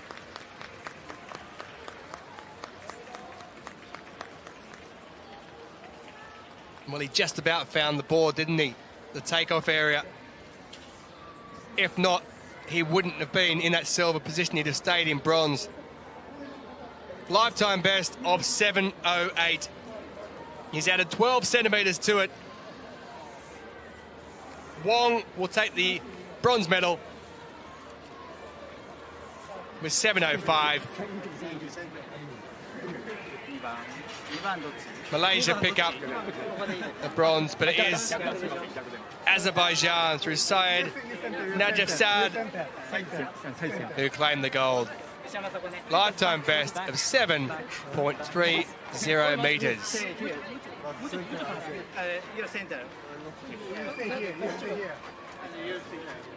His first 3 were legal jumps, and then he fouled in number 4, opted not to go in number 5, and then fouled again in number 6.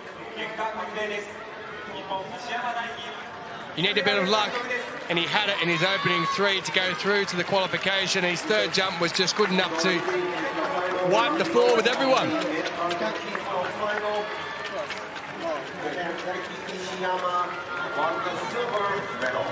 The gold medal was won by Azerbaijan Saeed Najafzad at 7.30 meters. Congratulations. 7 finals we've had in this morning session. Glorious weather. We'll have 12 take place in the evening, but there's confirmation of the men's long jump T12, a lifetime best of 7.30 for Najafzad. Ishiyama of Japan with a lifetime best takes silver, and Wong of Malaysia, a season best 7:05, picks up the bronze medal. Daniil Saliev, the now outgoing champion, failed to find a mark in his first 3 jumps and didn't go through to the last 3.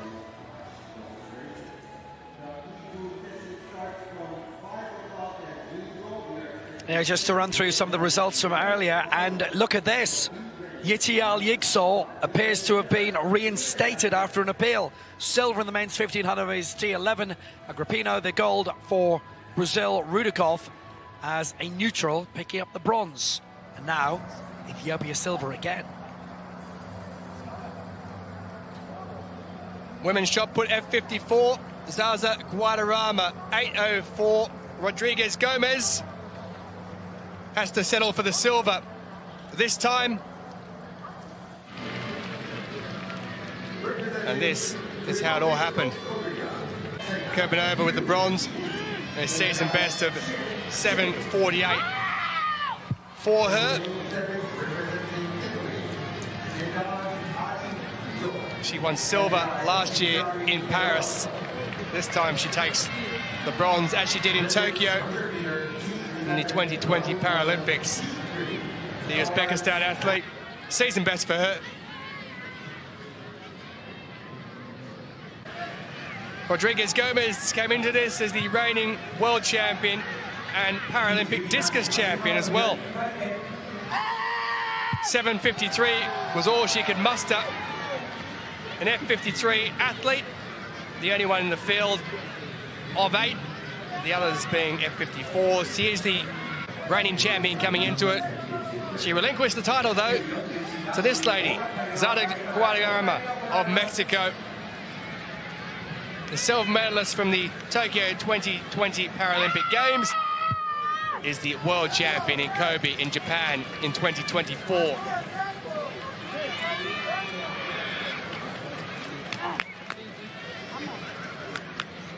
She'll now look to dethrone Mardonis of Chile, who's the Paralympic champion when it comes to Paris in a few months' time. Sasa Guadarrama with the gold, Rodriguez Gomez silver, Kurbanova season best, picking up the bronze. Mardonas, the Paralympic champion, missing out on any type of medal in the Worlds. Men's discus throw, F56, the seated throw. Batista dos Santos, the reigning champion, defended that title. Kathunia of India picks up the silver. Lachko takes the bronze medal for Slovakia.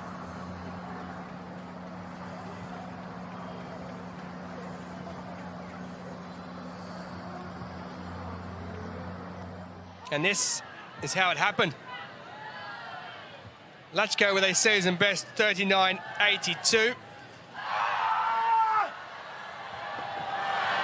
Replicates what he did last year by taking the bronze in Paris. So within the space of less than a year, he has taken a bronze medal twice in the World Championships. Adding that to his silver at the European Championships back in 2021.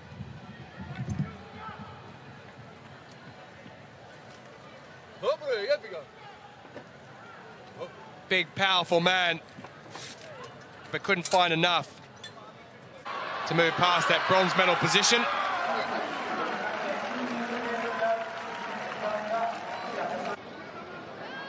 It's been a good day for India. Yogos Kathunia with a season best 41.80. He claimed the silver in Paris. He's made it back-to-back silvers here. He's also the silver in the Asian Para Games last year as well.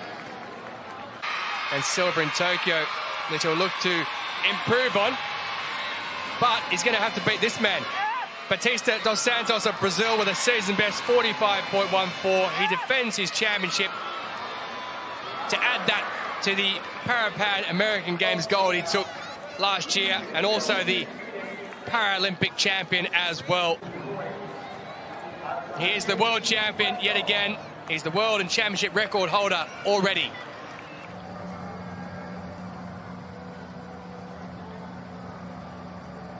Batista dos Santos with the gold, Kathunia from India with the silver, and Lachko takes the bronze.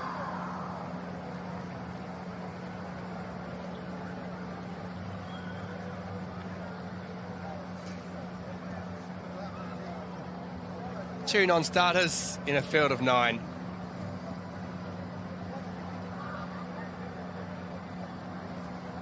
Nico Capel takes the men's shot put F41. 2017 and 2024 is winning years now. Championship record 14.23.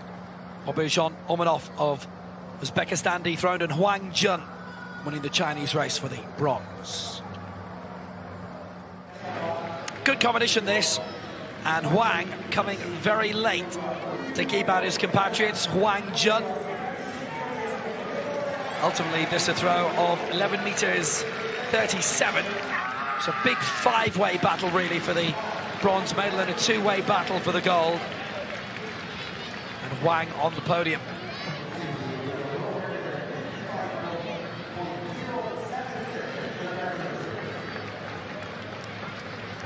meters 37 is best of the morning.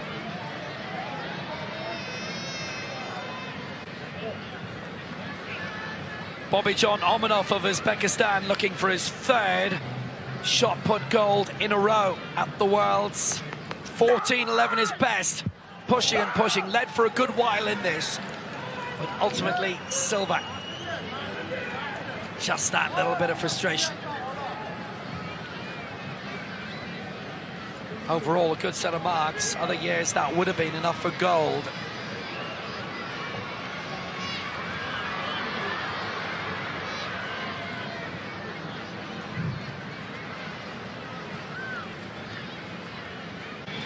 This is Nico Capel's year, though.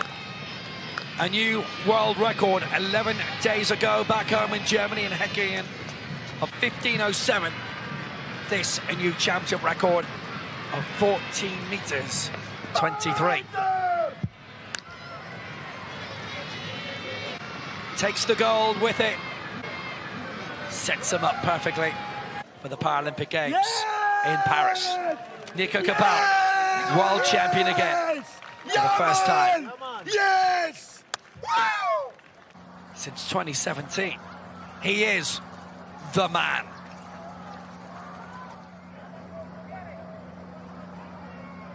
Nico Cabal, 14.23. Omanov, the silver for Uzbekistan, 14.11, and Wang Jun, the bronze for China.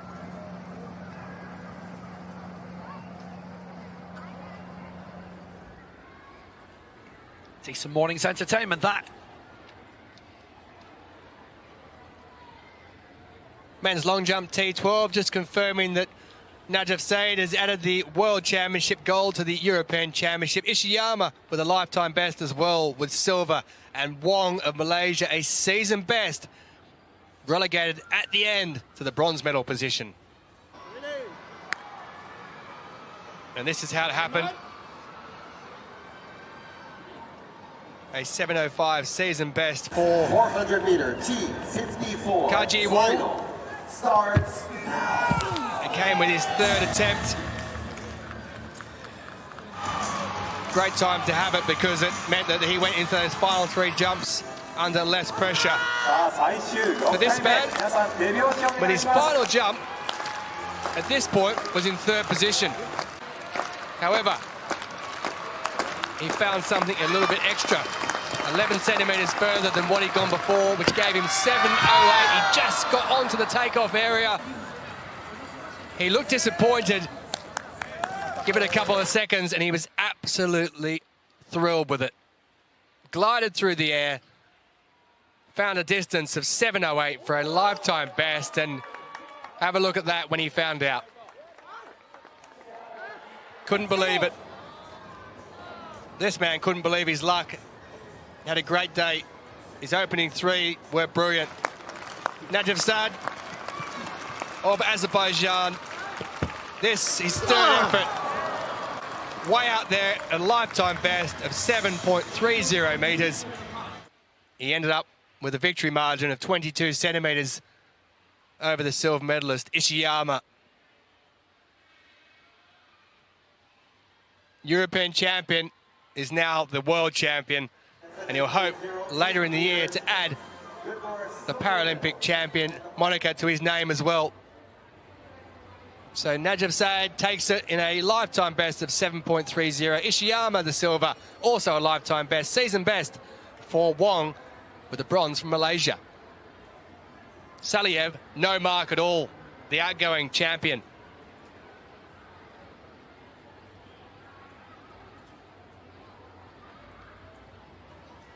Well, it's been a morning of 7 gold medals given out. There's going to be another 12 in the evening session on day 4. From myself, Tolson Tollett, Will Downing and Steph Reed. We look forward to you joining us then at 5 p.m. local time. Until then, though, good day.